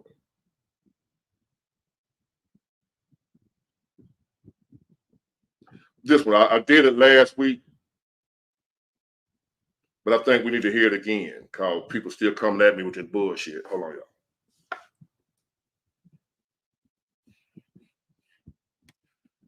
Yeah, I happened to run into something, man, about how I seen Method Man and a couple more folks were talking about how they had a run-in with MC Hammer back in the day. And I didn't know this, I'm saying? I'm thinking Hammer was like he was clean. His music was clean. He danced, this, that, and the other. They say, man, Hammer wasn't nothing to play with in real life now for my gangster shit. They said Hammer wasn't nothing to play with. MC Hammer with the big pants on and I was a big Hammer fan. I couldn't dance a lick. But I tried my best to dance like Hammer and Michael Jackson. Hammer and Michael Jackson, man, but they say Hammer wasn't nothing to play with. Boy, Hammer would beat your ass and put that fire on. And I think it was Red Man and another couple of folk were like, no, don't play with Hammer wouldn't know how to play with. But let me get this right here, y'all. Now I'm gonna go to Corey Smith. Do you support reparations for Black people? Well, listen. Again, we had over 200 years of slavery. We had Jim Crow for almost a century. we had legalized discrimination, segregation, and now we have segregation and discrimination that is not legal but still exists. Now, at some point in time, as a matter of fact, they never showed up, y'all. Who didn't show up, Big Ward? I'm glad you asked. Where are my Kamala Harris supporters? And not to bash y'all, not to call you out your name like y'all do me, calling me an idiot because I don't support her or sell out. I'm not going to call you none of that. All I'm going to ask you to do is tell me what you like about her. Besides, she's an AKA and she's going to be the first black this, that, and the other. Somebody please tell me what you like. All I'm asking is what you like. What policy? What did she say she was going to do? I went on her website trying to find out her platform. She don't have one. But if you go on Trump platform, whether you agree with it or not, he got a whole list of stuff on there what he want to do. Some of it I don't like the immunity for the police until I found out what that was. But and y'all saying Kamala ain't black. I don't care if she's black or not. I don't care what color she is. My issue ain't whether she black or she ain't black. My issue ain't whether she a woman or not. My issue is what the hell has she said she gonna do? Like Ricky Smiley and the rest of them, they coming at us like you wrong not to support the black woman. They ain't stuck. They not gonna tell them been sold out by somebody black. What the hell wrong with you? I'd have been pulled over on the side of the road when I was in my boat one time going to Balabash going fishing. And my trailer tire came off. Man, I had black folk hauling man past me. You know who stopped to help me? White dude. Missed me with that shit. Anyway. Somebody tell me when she get to the answer, please, because I ain't heard the answer yet. Somebody let me know if y'all hear something I ain't heard, when she gonna answer the question. Have segregation and discrimination that is not legal still exists and is a barrier to progress. We have disparities around housing. We have disparities around education. We have disparities around income. And we have to recognize that everybody did not start out on an equal footing in this country. And in particular, Black people have not. And so we have got to recognize that and do something about that and give folks a lift up.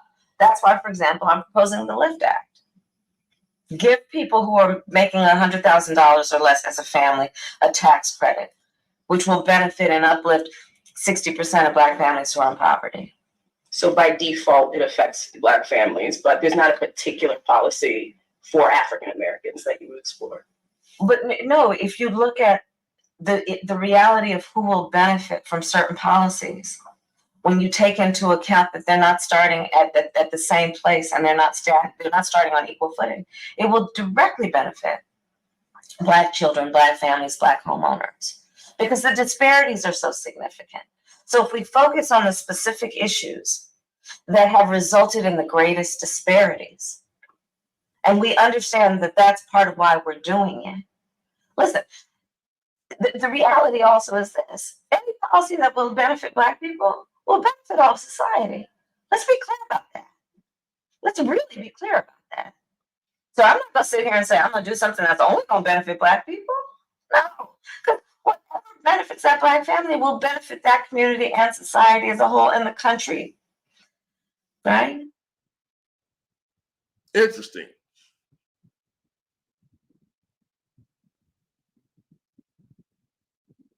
Interesting. Did y'all hear any answer? Like, it was a simple yes or no. I don't know what was all about slavery and what the hell? Now,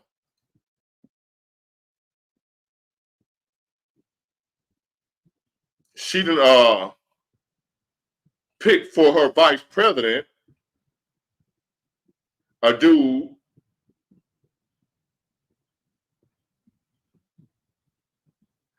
that put tampons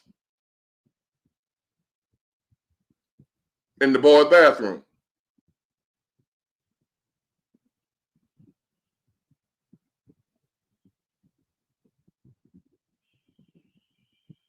Tampons in the boys' bathroom.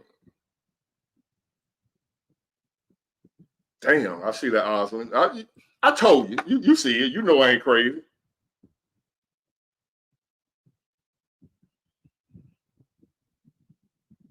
morning took a step he says will make Minnesota more welcoming for LGBTQ plus people. The governor signed an executive order reaffirming existing rights for trans people in Minnesota to access gender-affirming care.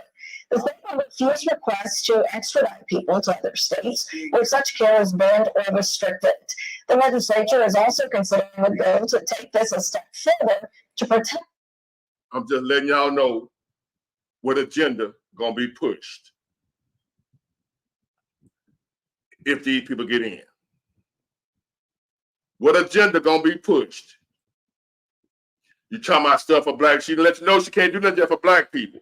What's gonna be pushed is open borders and LGBTQ rights. Nothing else. They want the borders wide open, and they want the, and they want the other stuff everywhere. Let me see. Now I want to show you about the Virginia governor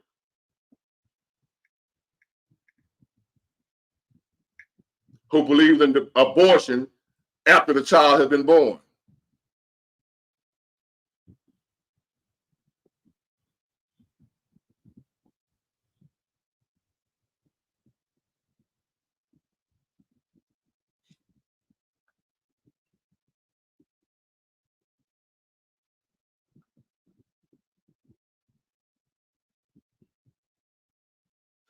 Regrets on his comments earlier this week defending abortion, even as a baby is being born. At a news conference yesterday, Ralph Northam said Democrats believe legislatures, most of whom are men, should not be making decisions about women's choices for their reproductive health. We have team coverage tonight, including White House correspondent Mark Irons, with the reaction from one of President Trump's closest advisors. But we begin with Capitol Hill correspondent Jason Calvi, who tells us what pro-life lawmakers are doing to fight for the Now, I'm letting y'all know where I'm going with this. Y'all think when people that are anti-abortion, y'all think they're just talking about, the basic stuff. The baby, you're 2 weeks pregnant, you can't get aborted. They talking about sick stuff like this. The left wing, or whatever you want to call it, media do not tell y'all the complete truth. If you want the truth, you got to go find it yourself. And you got to dig through the trash to find that, because a lot of so-called news media are not really news. They're slanted. You got to see if it's a Democrat-leaning source or a Republican-leaning source. They're both just as bad.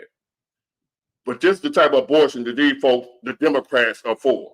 A lot of y'all ain't caring about all that. AKA, that's all y'all care about. Y'all don't care about the policy, what the evil, wicked, dirty-ass people believe in. I hate them so bad because I was once one of them, and I didn't know these things. So I'm kind of mad at myself, too, for ever rocking with folks like this. Jason? Why national outrage erupted after New York's abortion law and the failed bill in Virginia. Pro-life leaders say it shows how radical abortion supporters are, and they hope to use this issue to persuade the country to vote pro-life in 2020.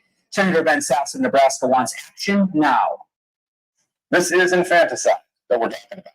Republican Ben Sasse blasts Governor Ralph Northam of Virginia for supporting a bill in his state that would have allowed abortion up until and during birth. We're talking about a little baby girl who's been born in a medical facility, and then a decision or debate would be held about whether or not you could kill that little baby. Sasse noted it's the biggest debate in the country over the last couple. But yesterday, Democrats claimed they hadn't heard Governor Northam's comments. I'm sorry, No. Did y'all hear that? The baby had been born. They got the baby sitting over there on the table. Now they're debating about whether or not should we kill a baby or not. These are you Democrats. See, I go find stuff y'all ain't willing to look for because you don't want to know. Y'all still stuck on that thing, the Democrat for the black folk. They for the poor folk. If you're black, you're supposed to vote Democrat because they for us. Y'all don't know who these folks really is, man. Y'all don't know. So that's why I'm trying to wake y'all crazy ass up, and y'all keep coming at me. But these folks are sick. These are not the Democrats y'all think they are talking about for poor folks and black folks. They folk. Don't know what he said yesterday. Here's what Virginia's governor did say. The infant would be delivered. The infant would be kept comfortable. The infant would be resuscitated if that's what the mother and the family desired. And then a discussion would ensue between the physicians and the mothers. Now, Senator Sass is fast tracking his bill.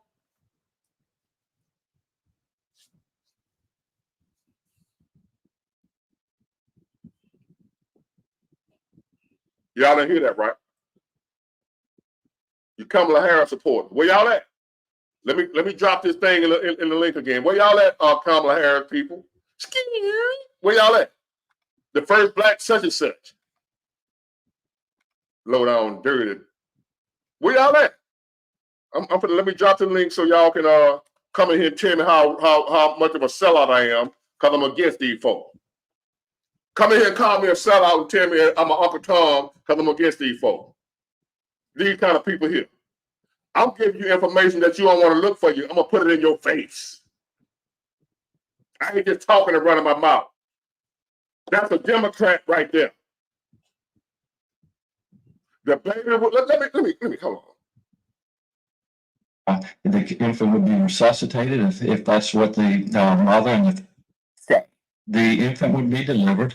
The infant would be kept comfortable. The infant would be resuscitated. The infant would be delivered. The infant would be resuscitated if that's what the parents wanted. And the discussion would be had about what to do, depending on what the mother wanted. The reproductive rights y'all women fighting for. Is that what you women are sunk to? That's what y'all fighting for. From his We're fighting for women's rights. F that baby.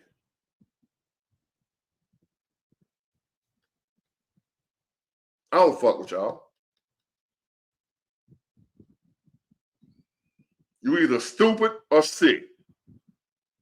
What I mean by that is, you're stupid enough not to know that this is what these people stand for, or you know that's what they stand for, and you're sick enough to go along with it. Exactly. Conservatives was called crazy for talking about this, and I used to call them crazy because I couldn't believe these people are actually doing this. I didn't believe it. I thought you right-wing nuts, you nut job, with the Democrat Party used to call y'all when I was a Democrat. Y'all some nuts. And instead of me going to look it up for myself, I took the word of, like Ricky Smiler say, just listen to MSNBC. They're going to tell you the truth. No, they're not. They had me not believing that these folks thinking like this until I went and looked for it myself. MSNBC will tell you, he didn't say that. You just heard it with your own ears. But MSNBC, Ricky Smiley and the rest of them will say, he didn't say that. That ain't what you heard. Support the sister. The black. How dare you not support this, that, and the other? You should have chills like I do. If that's what the mother and the family desired. And then a discussion would ensue between the physicians and the mothers. Now, Senator Sass is fast tracking his bill to protect children who survive abortions. Everyone in the Senate ought to be able to say unequivocally that killing that little baby is wrong. This doesn't take any political courage. And if you can't say that, if there's a member of this body that can't say that, there may be lots of work you can do in the world, but you shouldn't be here. And pro-life groups will try to oust pro-abortion lawmakers, including in Virginia. They overplayed their hand, they pulled back the curtain, and they showed Virginians and they showed the entire United States of America what the abortion lobby is really about. Virginia's Republican majority leader says it's a warning. They have been exposed in what they believe and the things they embrace and the legislation they would clearly advance if they had the opportunity. Democratic Senator Tim Kaine of Virginia, his office says he did not support the failed abortion bill, but he... Not exactly. I know I ain't support it. Okay. All right, Corey Smith. Enough of me yapping. Hey, what's going on? How you doing, my man? All thing, okay, Big Ward, you're right about everything. There's nothing that I need to say or nothing that nobody need to say, Big Ward, because you are the Big Ward. This is Big Ward House. You're right. Everybody need to send you some. Everybody, next time you have a podcast, everybody need to start. I'm gonna start sending you some. Everybody need to start sending you some money because you're right. You saved a lot of people's life. You know everything. Forget about the haters. The haters mad because you're right. You are the $1 million prize. Everybody on this live, Big Ward, need to send you some money, Lord. You is from God.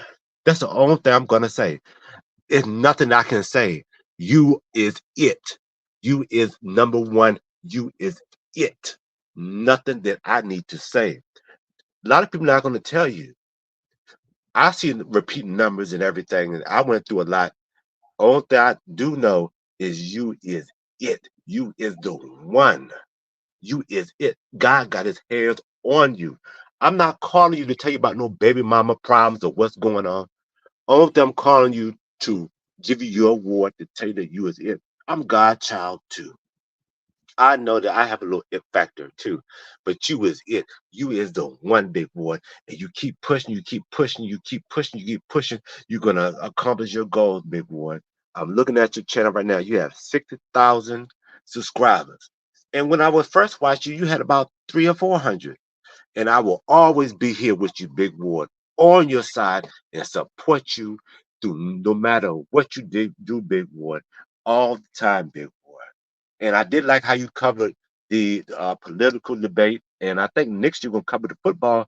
You covered all different type of topics that need to be covered. And I like that. If you're not just stuck in the box doing one thing, one thing, one thing. Football season coming up, it looked like you were starting to go on with that. You're doing everything, Big Boy. And you was right on head, and you was a trucker. You see how it slowed down, the price going up, and you trying to tell people, but people don't want to listen. People don't want to learn to what you gotta say. But y'all listen and learn from Big Ward, because Big Ward was sent by God. He told you about he almost drowned. Big Ward should not be here today, y'all. Listen to Big Ward. I'm here number one for you, Big Ward. I appreciate that. And you got the swag and everything. You look like the black Tom Brokaw, NBC. You is it. You is it. I ain't trying to boot your head, but you is you got something. You is it. I got And see, God, man. That's what it is. yeah. See, but a lot of people talk to you. They want advice, but nobody don't tell you that you is the one. Nobody don't appreciate what you do. Only thing I need help with this. My baby mama, that. You've been through life experiences to see what life is and how it is. These people should already know this. It's a shame that you have to get on here and tell people what life is and what life is. What are they doing in life? Well, it Life, was a you time only I got didn't know one either. life. It was a time I didn't know. You know what I mean? I don't know. I still don't know everything. I still got a lot to learn. So some people know certain things at certain times in their life. I ain't gonna knock them for that. Well, you're right, but something it's something. You got a big blessing because I remember when I talked to you before on the first podcast and stuff. Everything has slowed down and stuff, and then I told you I said, "Look, Big, what slowed down is gonna be a blessing because something will pick up in the YouTube picked up, and the algorithm picked up, and you posted more videos and every video that you post, I'm talking about. I just be I don't know. I just be just so interested in it. I'll rewatch it and play it again. I'll show it to other friends, and that's what I'm trying to tell the other people on the show too. If y'all see some videos from Big One on YouTube, show it to some other friends to boost his clientele. Show it to other people, and don't be scared to donate a little bit of extra change to Big Ward. Big Ward is a genius. If you donate some change, you're not wasting your money on this. Well, I'm from I get Virginia. help. I do get help, but I don't ask for it. That's one thing I ain't gonna do. I ain't gonna ask for no money. I'm not asking for donations. If somebody want to send something, that's fine. If not, that's fine too. That ain't why I'm doing it. God taking care of me, so I'll be all right. Yeah, but you know what I'm saying? But then I mean you is worth way more than that. Way more. way more. But I mean, your channel growing and stuff, so it's gonna take a time. But I just want to put it in people's ears. Hey, y'all, if y'all have some extra money, donate. Because sometimes, because a lot of people you have on your show, they'll never say nobody donate to Big Ward. Well, I'm gonna go ahead and say that, y'all. Everybody give back to Big Ward. Big Ward have did a lot. He taught a lot. Big Ward is like a big father to us all, and teaching us about this demonic world. See, when we were growing up, they said, "Oh, the devil is underground. The devil locked in the basement. He got pitchforks, and he's gonna come to get you." No, these politicians, these people are the devil. Blank Gates, these people got these power moves, and in the world economic, the world blank. These people are the movers and shakers of the world. They The work. reserve, what I'm saying? These people They work. print money. They work for the devil.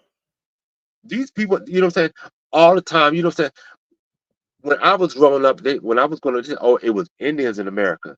Then there's something. I think that now when I grown up, my family was black and mixed with Indian. I think the black people was already in America. And you see how these people subjugate and move these people out their homeland. What you think was happening in Ukraine? Ukraine, the history repeats itself. They don't care about the death. They tell you what they tell you to do is go and pray. These people are not praying. These people are not praying. They praying on your demise. They tell you give up prayer and put a Bible up there. That's not. They might King James version Bible. That's written by man. Who will add some words to the Bible? When these people go to war and the war over there in the Middle East, these people ain't reading no Bible over there. These people are happy to kill people. I see people I went to school with in the military stuff. They're ready to kill people, foreign people.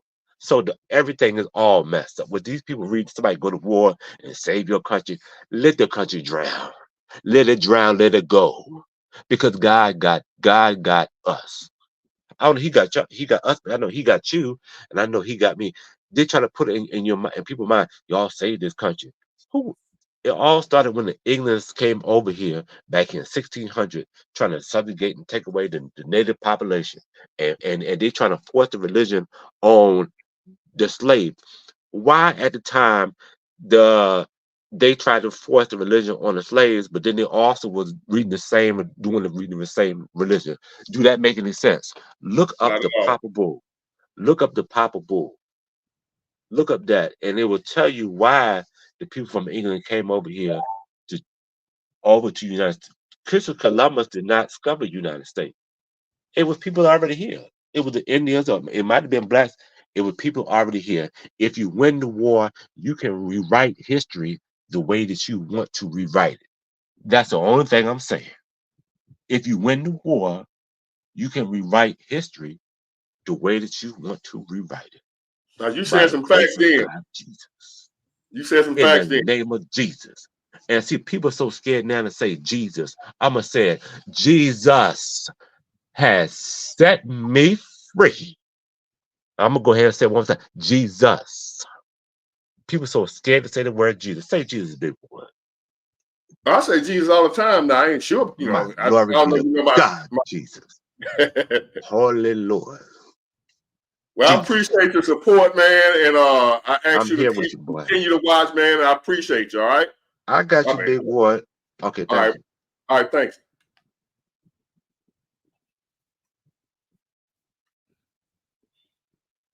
Okay, y'all. Hold on. Oh, okay. This I'm gonna do this one, then I'm gonna get out of here.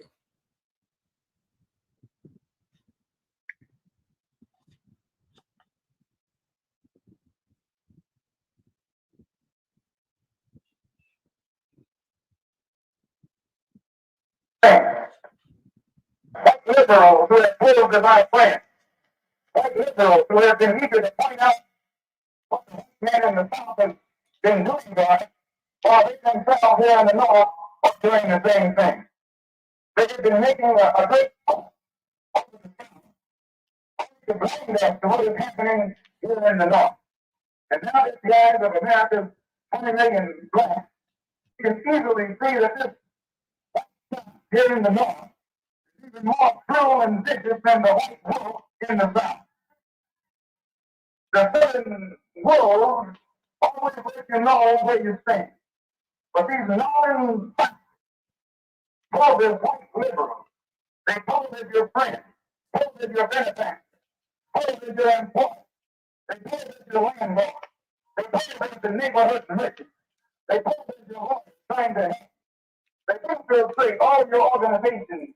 And in this manner, by joining you, they strangle your militant efforts toward freedom, toward justice, and toward equality. They use integration for infiltration.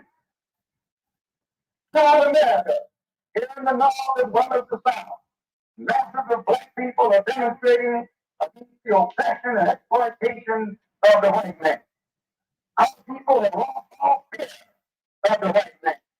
They just keep trying to waste their love of the white man. And they just keep turning their nonviolent cheek to the violent white man. And because of this new, fearless, more militant attitude on the part of our people, we see the increase of violence and bloodshed.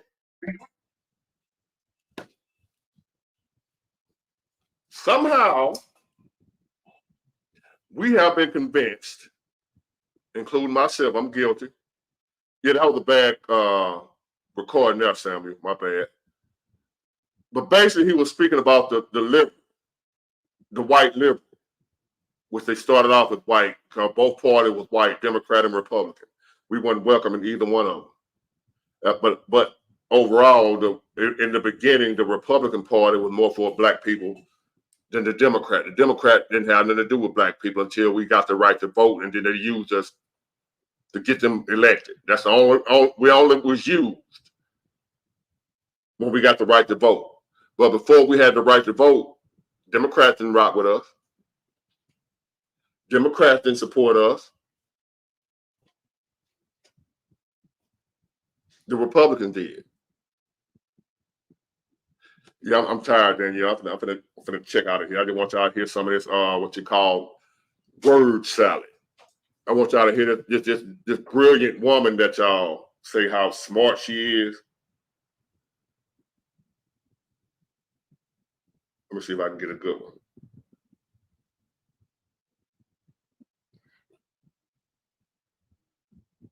How about a little wit and wisdom of Kamala Harris? What is it, Danielle? What's your question?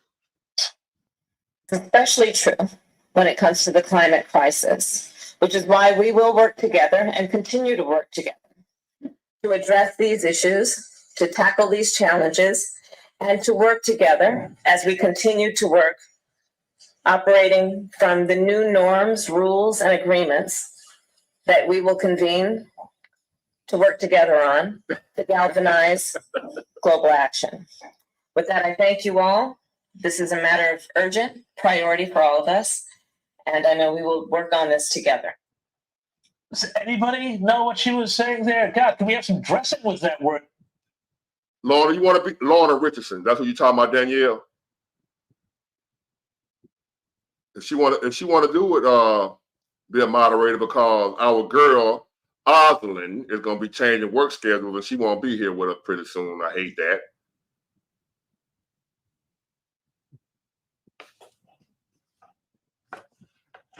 Hold on. I'm going to give y'all some of her great speeches. So y'all, we don't have much. We don't have much to go by with this woman. She ain't done nothing. That's what I'm trying to tell you. So now we got to go find stuff. And here y'all go. Joe Biden is all but gone, but his word salads remain a fixture in the White House, with his VP and Democratic nominee Kamala Harris also falling victim to humiliating mumbles and stumbles. Sky News All-Stars Rita Panahi, Brad Palumbo, and Danica DiGiorgio take a look at Kamala. That's too long. That was too long. But it's also about what is the culture of the environment? How are we approaching this issue in a way that we also understand we cannot support it and help our young people if we also don't also look at the context in which those young people live and are being raised, which means necessarily, because our edict and our mission is not to come out and say, well, we could do this better. Part of the extension of the work you will do is, yes, focused on our young leaders and our young people, but understanding we also then have to be clear about the needs of their parents and their grandparents and their teachers and their communities. Because none of us just live in a silo. Everything is in context. My mother she would give us a hard time sometimes, and she would say to us, I don't know what's wrong with you young people. You think you just fell out of a coconut tree? You exist in the context of all in which you live and what came before you. So all of this is part of the work of this group. Extraordinary leaders who will help inform and advise how we think about our work. And like the secretary said, give us feedback, give us counsel, give us direction in how we best achieve our mission. Doing it in a way that we fully understand the challenges and the opportunities. What the hell? And so with that, it is my great honor to swear you in as members of the President's Advisory Commission on Advancing Educational Equity, Excellence, and Economic Opportunity for Hispanics. Please. What the hell is Liz Story, is Kamala Harris the worst communicator you have ever heard? Absolutely. Feast your eyes on this latest word salad from the Vice President of the United States of America. It's very important, as you have heard from so many incredible leaders, for us at every moment in time, and certainly this one, to see the moment in time in which we exist and are present, and to be able to contextualize it, to understand where we exist in the history and in the moment as it relates not only to the past, but the future. What is this woman smoking?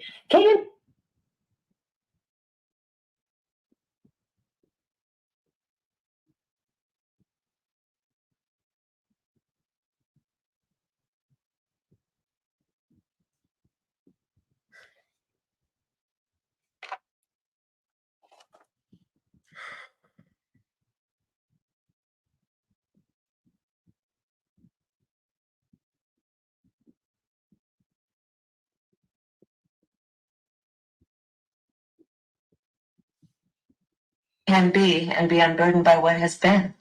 You know, what can be unburdened by what has been. There are those who are unable to see what can be, but there are many more who are able to see what can be unburdened by what has been. Remember Venn diagrams, those three circles, right? And then let's just see where they overlap. You will not be surprised because I have constructed a Venn diagram on this. Remember those three circles, how they overlap? I love Venn diagrams, so I just do. Whenever you're dealing with conflict, pull out a Venn diagram, right? And so, you know, the three circles. Ukraine is a country in Europe.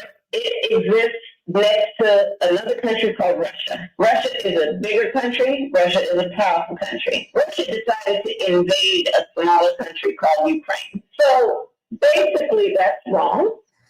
I kind of let her, my son has defeated her, and a woman sitting at the table wearing a blue suit.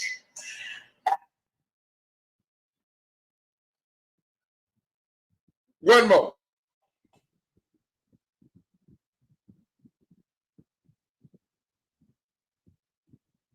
This isn't just YouTube, it's Flux. Real, raw, and ridiculously fun. No fluff, no fakes. Get ready for a Flux experience. Smash subscribe. Love you. The governor and we were all doing a tour of the library here and talking about the significance of the passage of time, right? The significance of the passage of time. So when we think about it, there is great significance to the passage of time in terms of what we need to do to lay these wires, what we need to do to create these jobs. And there is such great significance to the passage of time when we think about a day in the life.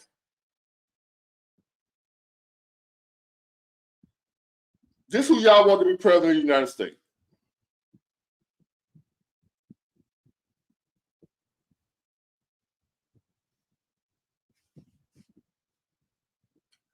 This who y'all want to be president of the United States. Of our children. You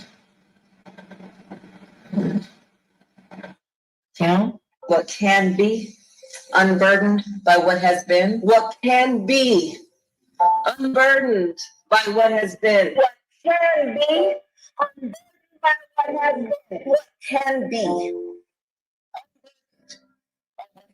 What we can see, what we believe can be, unburdened by what has been. Can be unburdened by what can be, unburdened by what has been. Who we can be, unburdened by who we have been. That can be unburdened.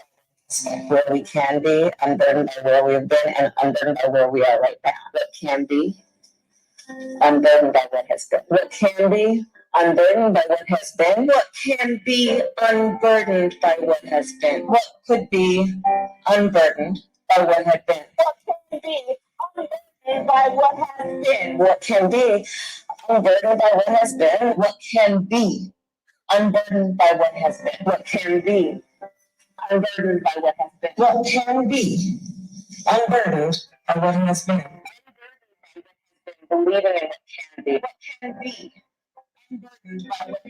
What can be unburdened by what has been. What can be unburdened by what has been. What can be unburdened by what has been. What can be unburdened by what has been. What can be unburdened by what has been. What can be unburdened by what has been. What can be unburdened by what has been. What could be unburdened. What can be unburdened by what has been. What can be unburdened by what has been. What can be unburdened by what has been. What can be unburdened by what has been. What can be. What should be unburdened by what has been. What can be unburdened by what has been. What can be has been. See what can be unburdened by what has been. What can be unburdened by what has been. What can be unburdened by what has been. Unburdened by what has been, and knowing what can be. Have a sense of vision. Lord help us. There are millions of people around the country right now ready to put her at the lead of the most powerful country in the world.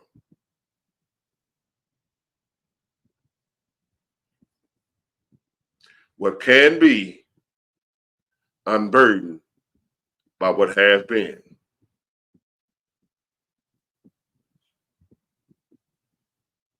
That's deep, y'all. See, y'all too stupid to get it. That's deep. I really think it is. What can be unburdened by what has been. See, y'all just too stupid. See, Ricky Smiley, Roland Martin, Joy Reid, all them folks, they know better than us. We some idiots. Get it, got it, good. Bye.